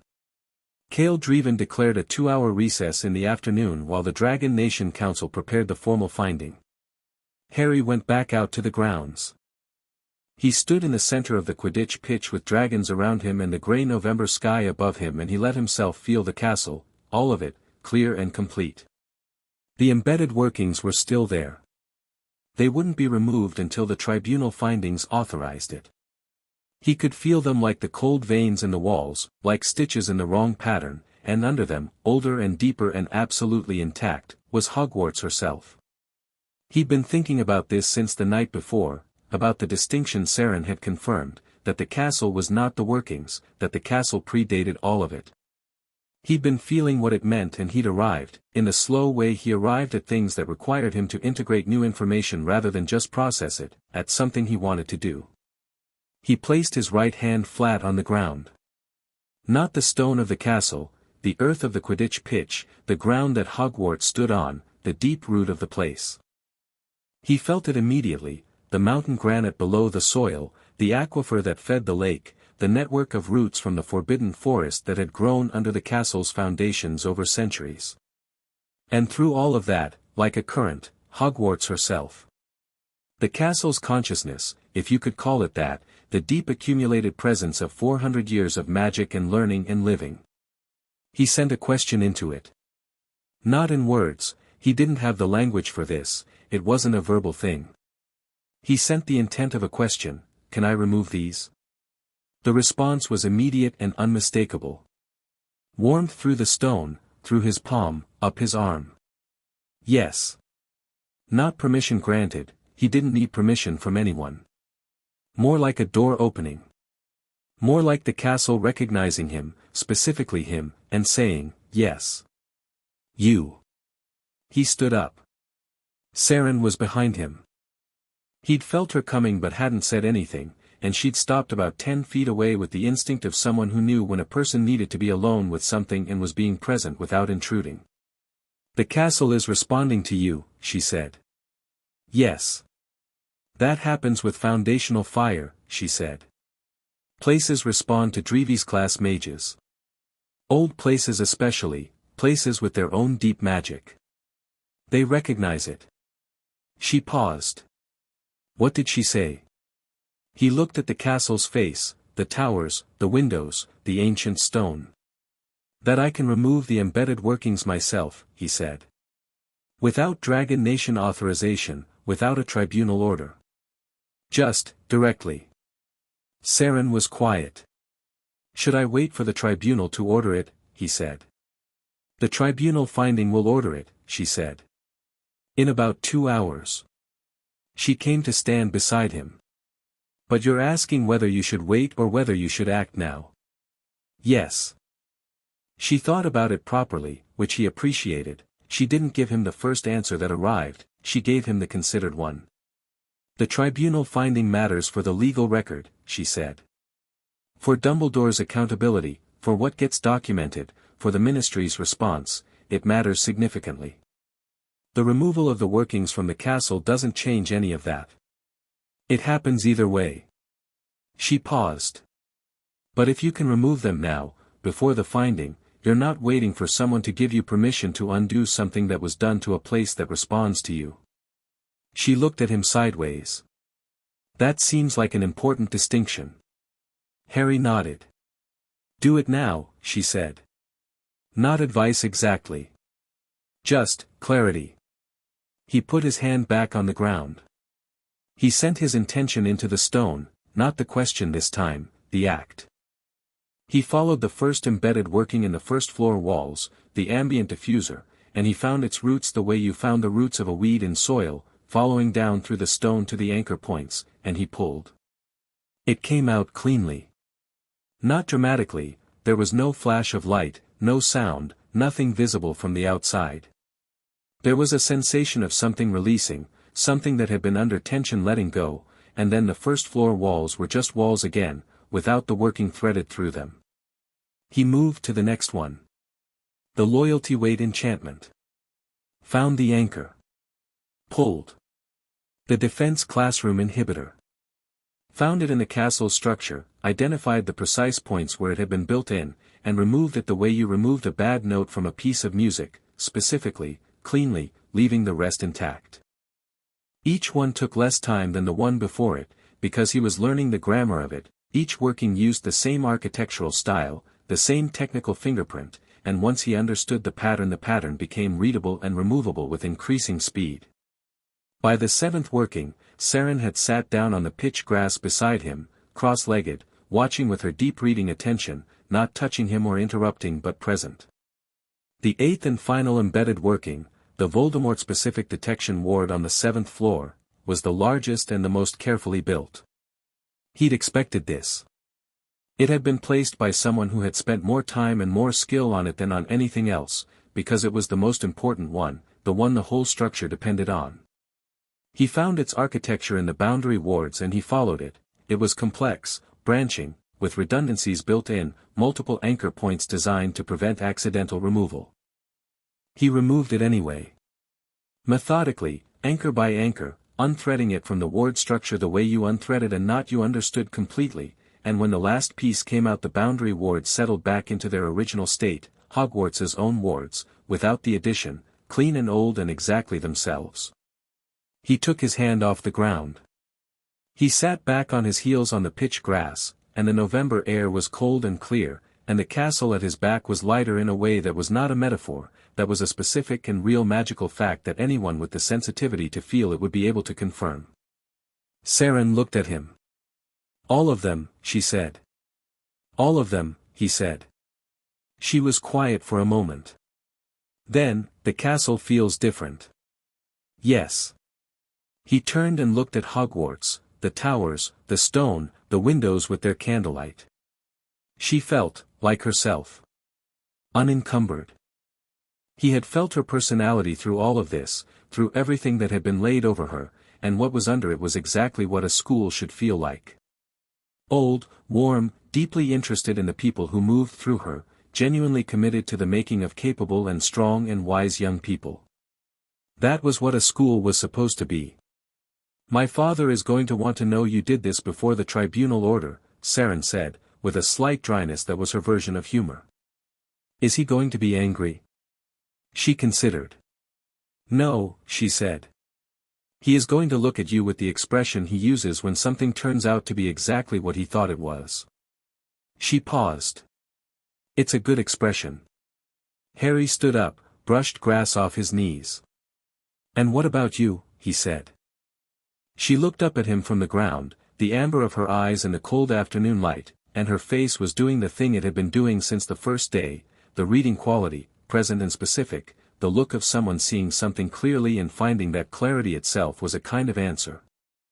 "I came to Hogwarts for 2 weeks, she said. As a diplomatic gesture. I expected to attend classes and observe and go home with a polite report about British magical education. And instead I read your resonance in charms and my father mobilized the entire dragon nation and we have apparently dismantled the most significant sustained act of magical corruption in recent British history in approximately 36 hours. She stood up. So. The ghost of the smile. Good week. Harry laughed. It came out fully, not the short involuntary sound from the library yesterday, a real laugh, and it surprised him slightly, the ease of it, the space it occupied. He had not laughed like that he couldn't remember. Years, maybe. Seren was watching him with that look again. There, she said softly. That. He looked at her. That's what I read in your resonance, she said. Under all of it. That's the thing that was underneath the curses. She held his gaze, not performing anything, just being direct the way she always was. Not just the power. The you. That was in there all along. The wind moved between them, cold and November, and the dragons breathed their low sustained rhythm, and Hogwarts stood at their backs like she had always stood, 400 years of stone and magic and the patient, enormous business of making people into who they were meant to be. Harry looked at her, and he did not look away. 2 weeks, he said. 2 weeks, she confirmed. When do you leave? End of the fortnight. She held his gaze. Unless there's a reason to stay. He said nothing for a moment. Then, there's a tribunal to finish tomorrow. Yes, she said. And after the tribunal, there are probably approximately 17 different legal proceedings and ministry inquiries and international negotiations that are going to require Dragon Nation involvement. Probably, she said. So the fortnight might be extended, she said. Yes. It might.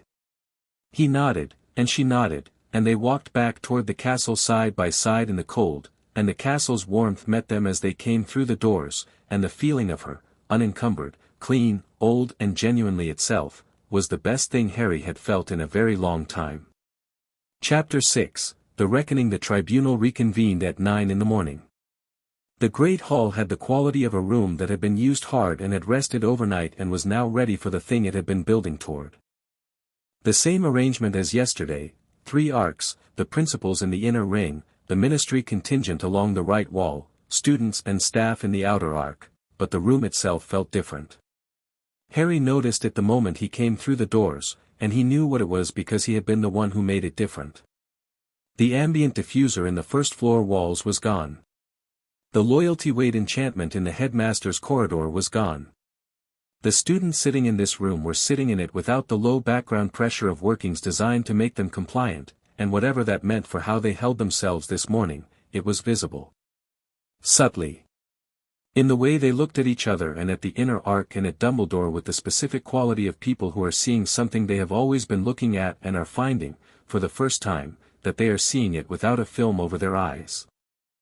Draco Malfoy was sitting in the second row of the outer arc, not at the Slytherin edge where he usually positioned himself but toward the center, and he was alone, which was unusual, and he was looking at Dumbledore with an expression that Harry read as the conclusion of a calculation that had been running all night. Neville was in the front row, with Seamus and Dean flanking him, and all 3 of them had the settled look of people who had decided something. Snape was not present. Harry noticed this as he took his seat in the inner arc and ran his awareness through the castle. Snape was not in the Great Hall, not in the dungeons, not in his office. He was in the entrance hall, standing at the castle doors, and his magical signature had the quality of someone in the middle of a decision about whether to walk through them. He set that aside for now and focused on the room. Cale Draevon entered and took his central chair. He looked at Harry briefly. The expression Seren had described, the one that said something, was exactly what he'd thought it was. His gaze moved to the walls, and Harry knew he'd felt the change in the castle, felt the absence of the embedded workings, and was filing the information in the specific way Cale filed things, completely, permanently, without comment. He looked at Dumbledore. "The tribunal has prepared its findings," he said. "Before I deliver them, I am giving each principal one final opportunity to speak. Harry Potter." Harry stood. He had thought about this last night, after coming in from the pitch, after dinner with Ron and Hermione and Seren and Kai and Eden in the corner of the great hall that had become, in 36 hours, their space. He had thought about what the last thing he wanted to say in this room was, what he wanted on the record as the final word that was his. He had considered anger. He had considered a careful dismantling of Dumbledore's arguments, point by point, which Hermione had offered to help him draft and which he had declined, not because the offer wasn't good but because the draft wasn't what this needed to be. He had considered saying nothing, because sometimes silence was the most final thing. What he'd arrived at was simpler than any of those. "I want to talk about what happens next," he said. "Not to Dumbledore, I've said what I needed to say to him. To everyone in this room." He looked at the outer arc, at the students. "The curses are gone. The embedded workings in the castle are gone. I removed them yesterday, before the tribunal order, because they were in a place that responded to me and I didn't need permission to undo what shouldn't have been done. If the tribunal considers that irregular, I'll accept that." He paused. "Hogwarts is herself again. Which is, she's extraordinary. She is 400 years old and she is genuinely committed to making the people who come through her capable and strong. That was always here. All of it was always here. It was just covered up." He looked at the teaching staff along the left wall. "I want to say something to the teachers," he said. "Most of you didn't know. I'm certain of that, because what was done in a way designed to be invisible, and if any of you had known and stayed anyway, you wouldn't be here today. you wouldn't have been able to look at us. So I'm not saying this with any implication about your choices. He held the room. But the defense classroom inhibitor was in that room for 15 years. 15 years of students learned to defend themselves at reduced capacity, and nobody knew, and when we leave this room today and that door opens again and the inhibitor is gone, I want you to know that your students are capable of more than they showed in there. That what they produced in those rooms wasn't the ceiling. It was the floor. He heard Flitwick make a sound, small, involuntary, quickly contained. He turned to the student arcs. I know what it's like to believe your limitations are your personality, he said. To think that the ceiling you keep hitting is the ceiling that belongs to you specifically, and that other people having no ceiling means you just got less, and that's just how it is, and you get on with it.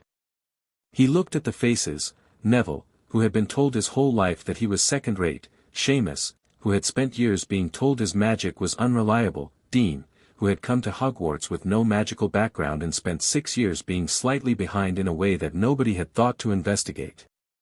He looked at the Slytherin section, at faces he had, for 6 years, been on the other side of things from, and found that this morning the other side felt much smaller than it usually did. The castle is clean now. What you do in it from here is yours. Entirely yours. I'd start from that. He sat down. The room breathed. Cale looked at Dumbledore. Albus Dumbledore. Final statement. Dumbledore rose for the last time. He looked older than he had 2 days ago. Not dramatically, he was the same man in the same robes, but there was a weight in how he held himself that had not been there before the tribunal, and Harry recognized it as the weight of a structure that had been load-bearing and was no longer bearing the load. He had organized himself around the certainty of his own rightness for a very long time, and 2 days of evidence had not destroyed that certainty, but it had made the evidence of the certainty's cost undeniable, and carrying that undeniability and the certainty simultaneously was expensive in a way that showed. He was quiet for a moment before speaking. When he spoke, it was not in the mode Harry had been watching for 2 days, the careful, constructed, strategically assembled Dumbledore, the one who spoke with the skill of someone who had been the most important voice in British magical society for 50 years. He spoke in something more stripped down than that.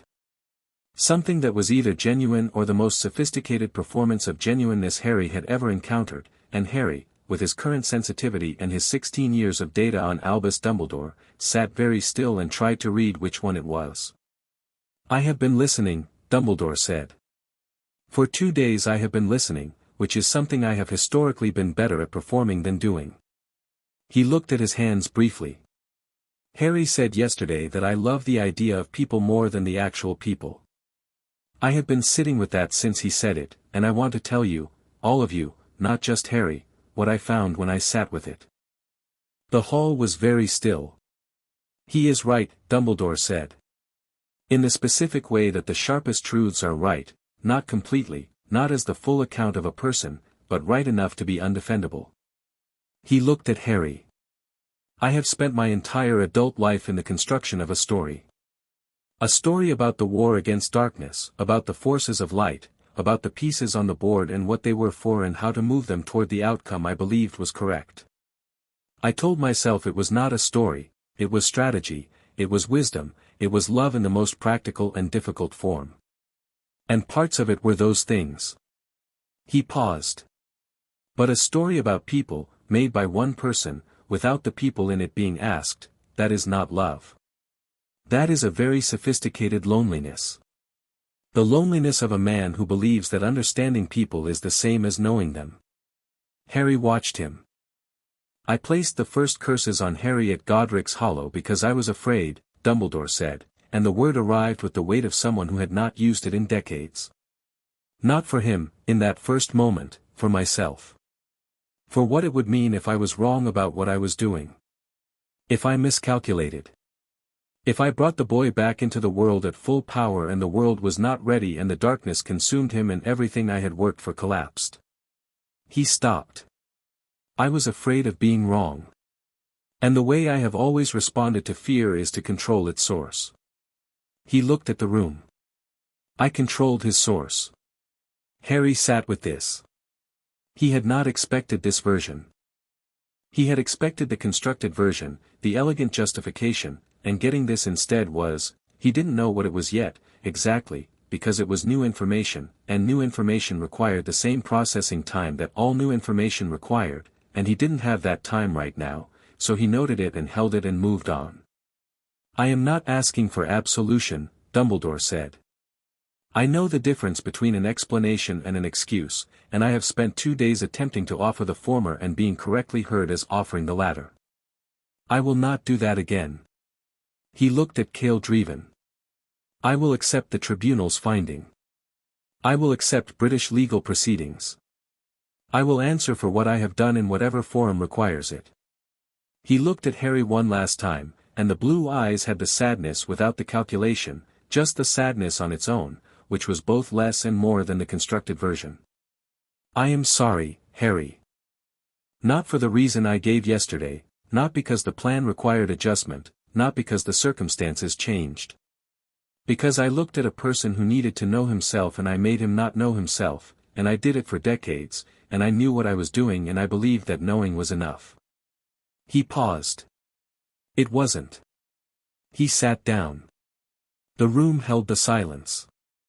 Harry looked at Dumbledore across the central space, and he felt the full weight of the 2 days and the 16 years behind them, and the complex terrible human architecture of what had been built between them, and what Dumbledore had just said, which was more than he had expected and less than what it could undo. He let himself feel it. Not perform it, not manage it, feel it, the way he was allowed to now, with the full depth of himself available for the feeling. The grief was there, for the 6 years, for the tiredness, for every class he'd sat in and felt insufficient and gone home and said nothing. For the specific loss of 16 years of himself that he would never fully recover or account for. The anger was there, less hot than he'd expected, more settled. And underneath both of them, something he hadn't anticipated when he sat down this morning and which arrived now, quietly, as Dumbledore sat with his apology in his hands and the room waited. A version of something like pity. Not forgiveness, he wasn't there yet and might not get there and that was allowed. But pity for a man who had spent his entire extraordinary life so afraid of being wrong that he had made the fear the foundation of everything, and had called the foundation love, and had built on it for so long that pulling it out now had nowhere good to go. He held the pity and the grief and the anger together, all of them, without needing any of them to be the only thing, and he breathed. Seren Draevon stood. "The Dragon Nation Tribunal finds as follows," he said. He spoke with the stripped-down authority of someone reading a document that the room already understood, its conclusions having been arrived at before the words were spoken. Albus Dumbledore is found guilty of unlawful magical core suppression under Article 12 of the Carpathian Accords. The suppression was systematic, sustained, and deliberate. It operated over a period of 16 years. It was not an act of negligence. It was an act of will, maintained by ongoing active choice. This finding stands as Dragon Nation law and will be communicated to all signatory nations of the Carpathian Accords. He paused.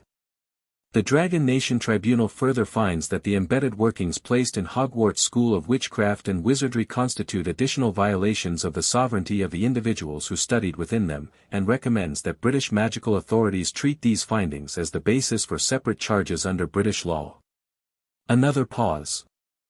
The sentence under Dragon Nation jurisdiction is as follows: Albus Dumbledore is stripped of the Dragon Nation's recognition as a diplomatic counterpart. He is barred from Dragon Nation territory and Dragon Nation academic institutions.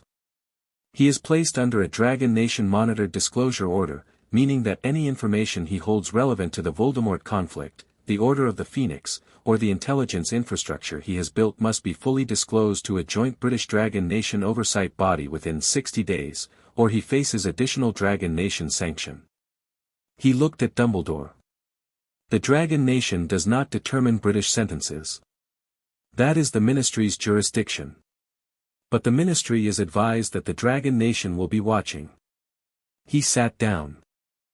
Fudge stood immediately, which was the fastest Harry had ever seen Fudge move, with the urgency of a man who had been waiting for the moment that things returned to British jurisdiction so he could have something to do with his hands. The Ministry of Magic, Fudge said, in his most official voice, the one he deployed on the steps of the Ministry for important announcements, is prepared to open a formal investigation into the matters raised by this tribunal, and, Cornelius, McGonagall said. Fudge stopped. McGonagall had not moved from her seat. She was sitting with the stillness she used when she had already decided something and was past the point of discussion. She looked at Fudge with the expression she used for students who were about to make a significant mistake and needed to be stopped before they made it. The investigation will be thorough, she said, and it will not be subject to political management. If the Ministry attempts to manage it, if any part of what has come out in this tribunal is buried or minimized or spun into something politically convenient, I will come to the Ministry myself and I will not be polite about it. She paused. We are clear.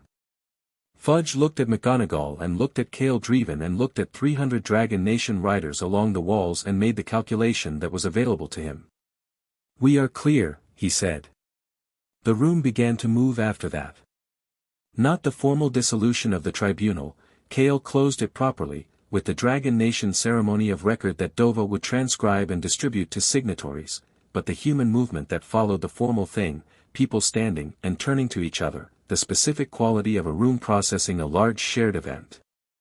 Harry stood and didn't immediately move toward anyone, because the quality of him standing still in the aftermath was different from what it would have been 2 days ago. 2 days ago standing still was what he did when he didn't know which direction was the right one. Now it was simply a choice he was making, to be present in the room for a moment before he moved. Neville reached him first. He came across the central space with the directness he'd had since third year when he'd stood up to Harry and Ron and Hermione with trembling hands and the right intention, and he stopped in front of Harry and looked at him for a second and then stuck out his hand. Harry shook it. I knew something was wrong, Neville said. I couldn't have told you what. But I knew something was wrong, and I used to wonder if it was me, if I was just, if the reason nothing felt quite right was something in me. He stopped. The defense classroom. I've been in that room for 6 years. I know, Harry said. It's gone now. Yes. Yesterday. Neville nodded, and what was in his face was the specific expression of someone who had been carrying a weight they'd been told was their own and had just had it named as something else. Not instant relief, it wasn't that fast or that simple. But the beginning of a reorientation. Right, he said. Good. And then, with Neville's particular brand of uncomplicated certainty, you're going to be extraordinary now. I already was, Harry said. Apparently. Neville laughed, a short, real one. Yeah, he said. You really were. He stepped back as other people came forward, Seamus, Dean, students Harry had shared a dormitory and a house with for 6 years who wanted to say something and mostly didn't have the words but wanted to be in the space of having said something. He received all of them with the ease he was finding, the ease of someone who had stopped bracing for the impact of other people's attention. Draco Malfoy waited until the initial wave had passed. He came across the central space and stopped a few feet away, and he looked at Harry with the unsettled expression that Harry had been reading since yesterday, the expression of someone whose framework had dissolved. There was no performance in it. Draco at full performance was a specific and polished thing, and this was nothing like that. Your curse count, Draco said. His voice was lower than usual and didn't have its public register. 55. Yes, Harry said. Draco was quiet for a moment. My father has been saying for years that Dumbledore was a threat to proper magical society, he said. He said it in the specific way he said things that I usually dismissed because the framing was, he stopped. I dismissed it because of where it came from and what it was usually attached to. But the specific observation, he shook his head slightly. Apparently even broken clocks. Your father's reasons for opposing Dumbledore are not the same as mine, Harry said. The conclusion might occasionally overlap. The source is different. I know, Draco said, and he said it without the edge, which was what made it notable. I know they're different. He held Harry's gaze for a second with the specific effort of someone not looking away from something difficult. You did the defense classroom. Yes. I've been in that room for 6 years. I know. Draco looked at the floor briefly, then back. I'd like to know what I'm actually capable of, he said. Not a request, a statement. An intention. Without all of this. He gestured, a short frustrated gesture that covered all of it, the curses, the embedded workings, the 6 years of Hogwarts in its managed state. So find out, Harry said. That's the thing now. Just, find out. Draco held his gaze for one more second, and then nodded, once, with the terseness of a person completing a transaction they weren't comfortable with but had decided was necessary. He turned and left. Ron appeared at Harry's shoulder. Did Malfoy just have a human moment? Yes. Ron said. Harry found Dumbledore near the doors. Not deliberately, he had been moving toward the exit, ready to go outside, ready to breathe the November air and be done with the formal part of this, and Dumbledore was standing near the doors with the specific quality of someone who is not blocking a path but is available to the person walking toward it. The 4 riders who had been assigned to the headmaster were present, but at a distance. The tribunal was concluded, the formal custody was lifted, what remained was the legal process under British jurisdiction that Fudge had committed to. For this moment, standing near the doors of the Great Hall, Dumbledore was simply a man. Harry stopped. They stood about 6 feet apart, and the Great Hall noise was behind them both, and the doors were in front of them both, and they looked at each other. You said you were sorry, Harry said. Yes, Dumbledore said. I heard it, Harry said. I need you to know that I heard it. Not the earlier versions, the constructed ones. The last one. Dumbledore was quiet. I'm not ready to forgive you, Harry said. I'm not saying never. I don't know what never looks like from here. But not yet, and I'm not going to pretend otherwise or make it easier for you by doing that, because the doing of it wouldn't be honest, and honesty is apparently what I do now. He held the headmaster's gaze. But I want to tell you something, and I mean it specifically and not as a comfort. What you built in this school, the actual school, under all of what you put on top of it, it's good. Hogwarts is good. She is exactly what a school is supposed to be. You used her, yes, but you didn't corrupt her, and she was here before you and she will be here after, and the thing you put her in service of, teaching people, making them strong, that part was real. However you got to it. He paused. I think that matters. I think you should know that it matters. Not because it balances anything. Just because it's true. Dumbledore looked at him for a long moment. You are more generous than I deserve, he said. I'm not being generous, Harry said. I told you, honesty is what I do now. That was the honest thing. Something moved through the old man's face, not the sadness this time, not the performance of it, something quieter and more interior. You will face Voldemort, he said. With your full power returned. All of it. Yes, Harry said. It changes the shape of it considerably. I know. The prophecy says I have the power to defeat him, Harry said. I always had it. You just made sure neither of us could feel it. That part of the prophecy was never the problem. He looked at the headmaster directly. I'm not afraid of Voldemort. Dumbledore looked at him. I know, the old man said quietly. And for the first time in their 16-year relationship, he said it without a qualification underneath it, without a but hanging in the air, without the managed concern of someone making sure the weapon understood its own danger. He said it the way you said something when you were simply confirming that what you saw was real. I know you're not. Harry nodded. He moved past him toward the doors. He stopped with his hand on the door and looked back once.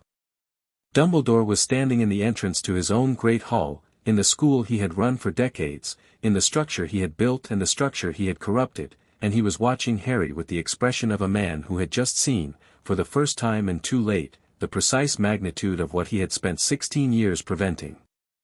Harry held his gaze for one moment. Then he pushed the doors open and walked out. The grounds were cold and brilliant.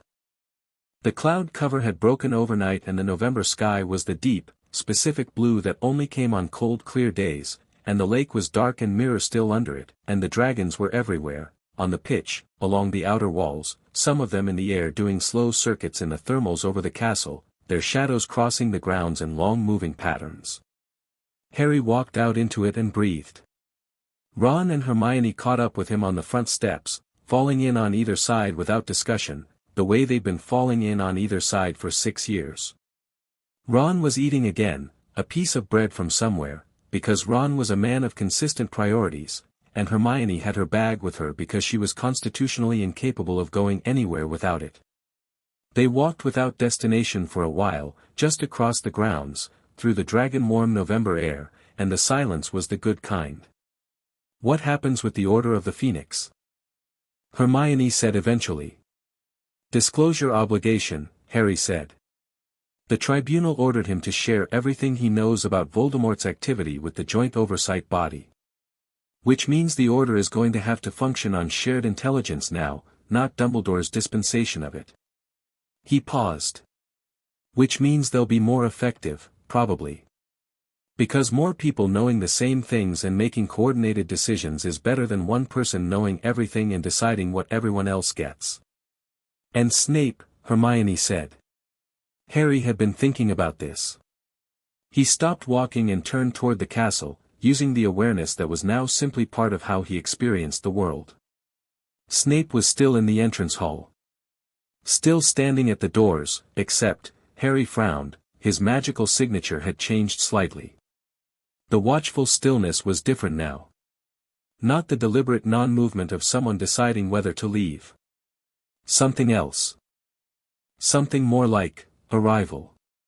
Like a person who has been standing at a threshold for a long time and has just now put their foot through it. "He's still here," Harry said. "He should have fled hours ago if he was going to," Ron said, which was practical and correct. "I don't think he's fleeing," Harry said. "I think," he turned back to the grounds, because he was still calibrating this new sensitivity and he didn't want to make a claim he couldn't defend yet. "I think Snape's relationship to Dumbledore is more complicated than it looks from the outside. I think it has been for a long time. He spies for Dumbledore," Hermione said. "Against Voldemort. He's been doing it for years, that's generally understood." "He spies for Dumbledore," Harry said. "Not against Voldemort necessarily.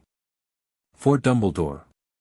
Which means he has been, in the same way the Order has been, contingent on Dumbledore's judgment about what to do with the information." He thought about the detection ward, the controlled intelligence. Snape might know things. Real things. Things that even Dumbledore shared with him partially and not completely. He paused. He might be the most important person in the castle right now, information-wise, if the disclosure obligation shakes things loose. Hermione was writing in the notebook she'd pulled from her bag, because of course she was.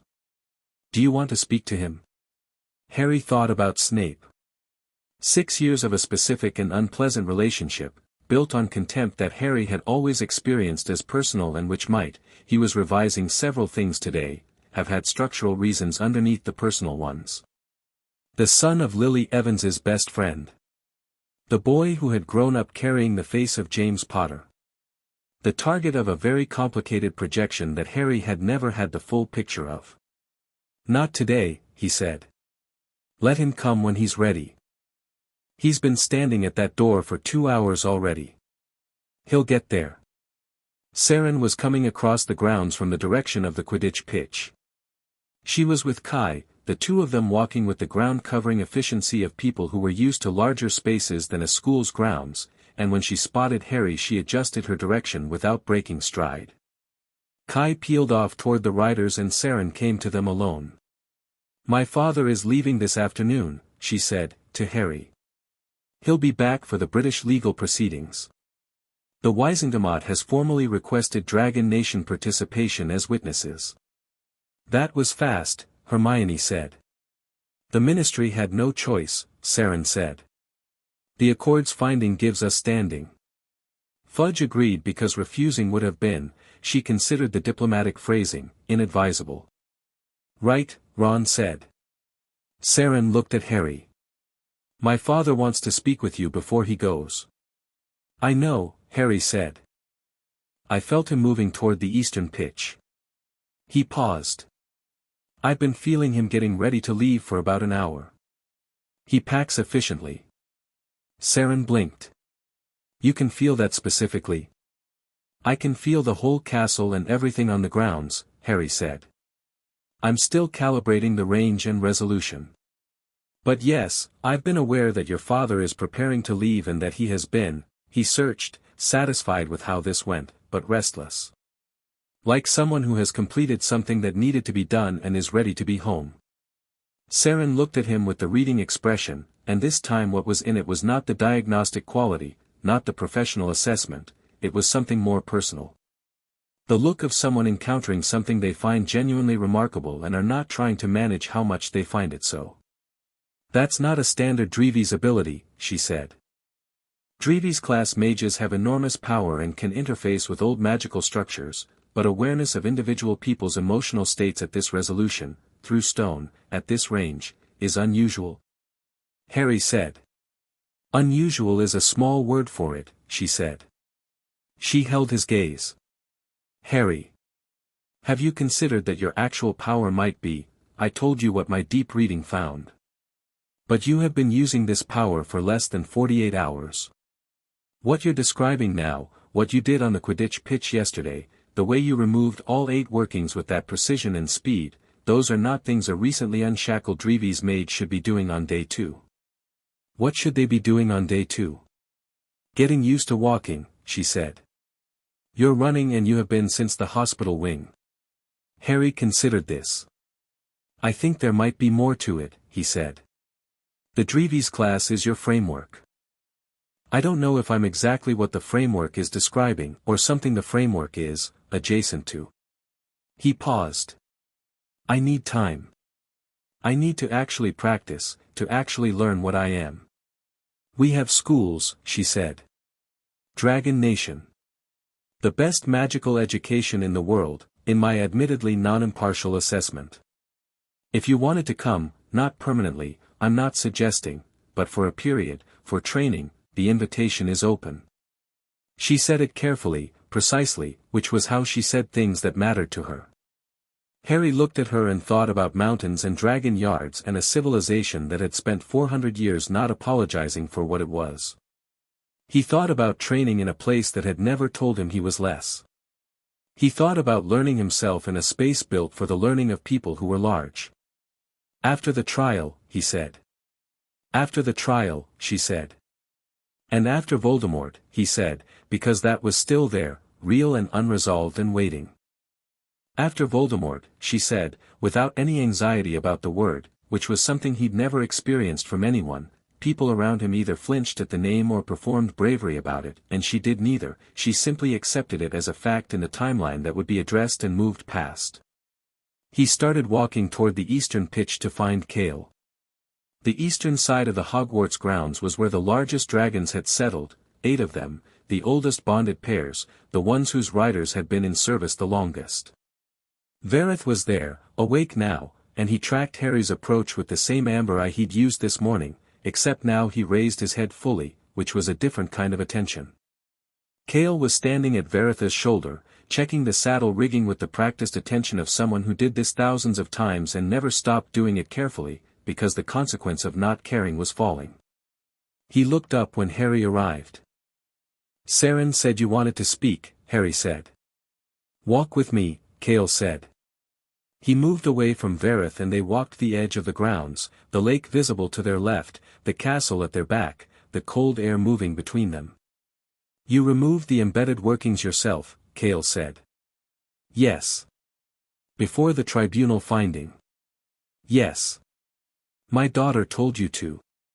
Harry glanced at him. She agreed with what I was already thinking, he said. A very brief adjustment at the corner of Kale's mouth. Yes.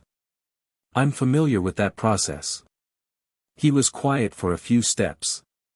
You spoke in the tribunal today about what happens next. About the students. About the castle. He paused. You're thinking about more than your own recovery. The curses on me were the specific thing, Harry said. But what he built into the school affected everyone here. 200 students, 6 years of them, in a building that was managing them. I can fix the building. I can't fix what those 6 years felt like for the people inside it. No, Cale said. That's theirs to do. He paused. But you understanding that the fight isn't only personal, that matters. The people who lead best are the ones who look up from their own situation early enough to see the situation around them. Harry was quiet for a moment. I'm not trying to lead anything, he said. I'm trying to, I know, Cale said. I'm not putting a label on it. I'm observing what you're doing. He looked at the lake. When my daughter wrote to me, she used the word Dreevies and I moved immediately, because Dreevies is not just power. Power is available. Strong magic exists everywhere. Dreevies is foundational, it means the magic is connected to principle. To the actual nature of things.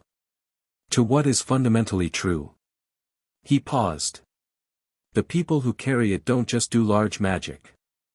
They tend to clarify. Things around them become clearer. Structures become visible. What is real and what is constructed become distinguishable. He looked at Harry. You have been in this castle for 48 hours with your full power and 2 major deceptions have been dismantled. One on you and one inside the institution itself. Harry thought about this. I didn't do that. The tribunal did that. Seren did that. The tribunal was convened because Seren read you accurately, Cale said.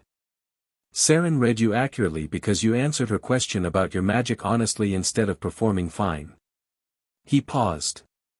And Seren came to me because she was trained to read truly and to act on what she read. But she has been in classrooms with powerful people all her life.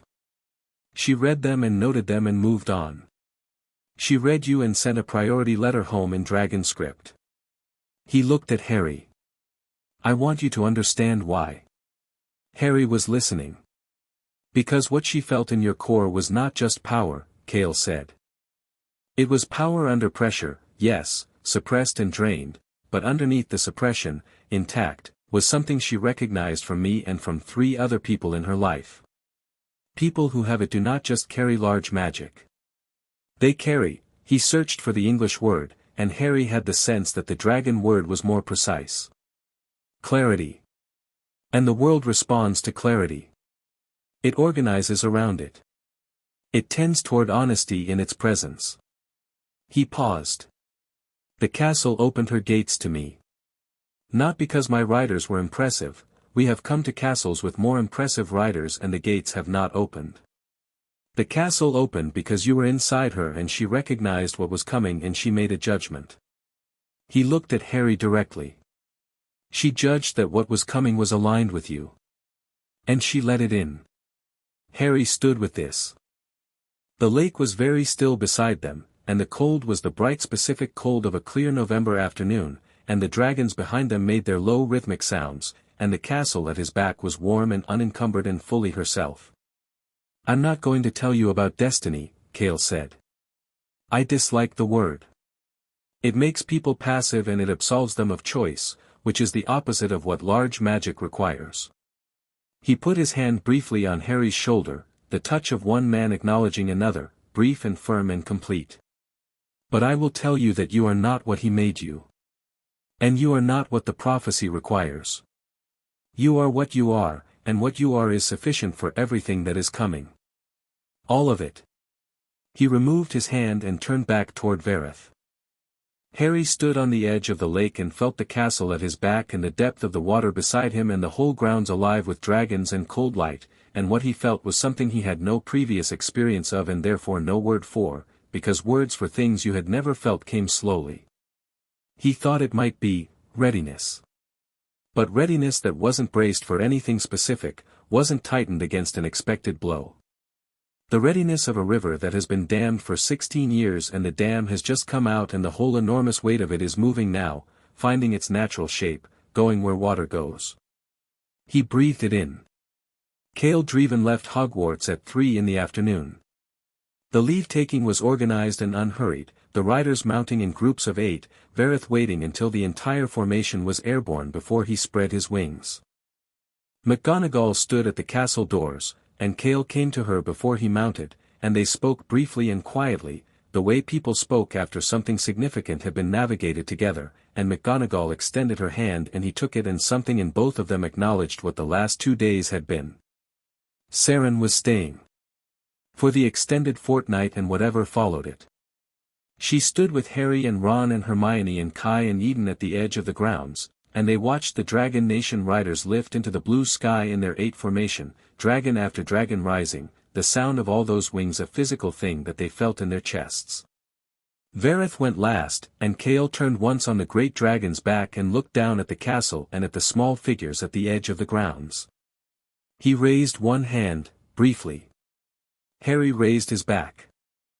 Verith banked east, and the formation followed him, and the shadow of 300 dragons swept across Hogwarts one last time and moved on, and the grounds were colder without them, but the sky was enormous and clear. "Well," Ron said, after a moment. "That happened." "Yes," Hermione said. "It did." "What happens tomorrow?" Kai said, with his pragmatic curiosity. "Normal classes," Hermione said immediately. "Or as normal as we can make them, because the students and teachers need a transition back to the school actually being a school, which is going to require some adjustment after years of ambient suppression, so I have several ideas about, Hermione," Ron said. "I'm just saying there should be a structured, tomorrow," Harry said. "Tomorrow is tomorrow. Today we have an hour before dinner and the sky is the best color it's been all month." He looked at the clear cold blue above them. "Let's just be in it for a minute." Hermione stopped talking. Ron looked at the sky. Kai tilted his head back and assessed it with the same cataloging eyes he used for everything. Eden, from his permanent position of bored alertness, looked up briefly with what might, for Eden, have been appreciation. Seren stood beside Harry, and the cold was clean and real, and after a moment her shoulder was an inch from his, which was close enough to be a choice without being a statement, and he let the inch be an inch. The forbidden forest held the horizon. The lake was dark and deep. Hogwarts stood at their backs, 400 years of stone and magic and the enormous patient business of making people into who they were supposed to be, and she was herself now, completely, and Harry could feel her the way he could feel his own heartbeat, constant, real, and his. The trial would come. The Wisendamat, the ministry proceedings, the complicated dismantling of 50 years of one man's architecture. Voldemort would come, that was still true, still waiting, still the shape at the end of the road. The Order of the Phoenix would have to learn to function without a single man at its center, which would be hard before it was better. Snape was still standing at the door of some internal threshold, and that would need addressing when he was ready. All of it was still there. But it was there the way the weather was there, real and coming, requiring preparation and attention and courage, but not something that diminished the fact of the sky being the specific, irreplaceable blue it was right now, on this afternoon, in this moment where everything had changed. Harry James Potter stood on the grounds of Hogwarts School of Witchcraft and Wizardry with the full weight of himself present, and the November air in his lungs, and the people he loved beside him, and the castle he was made in warm at his back. And he was not afraid of a single thing that was coming. Not one.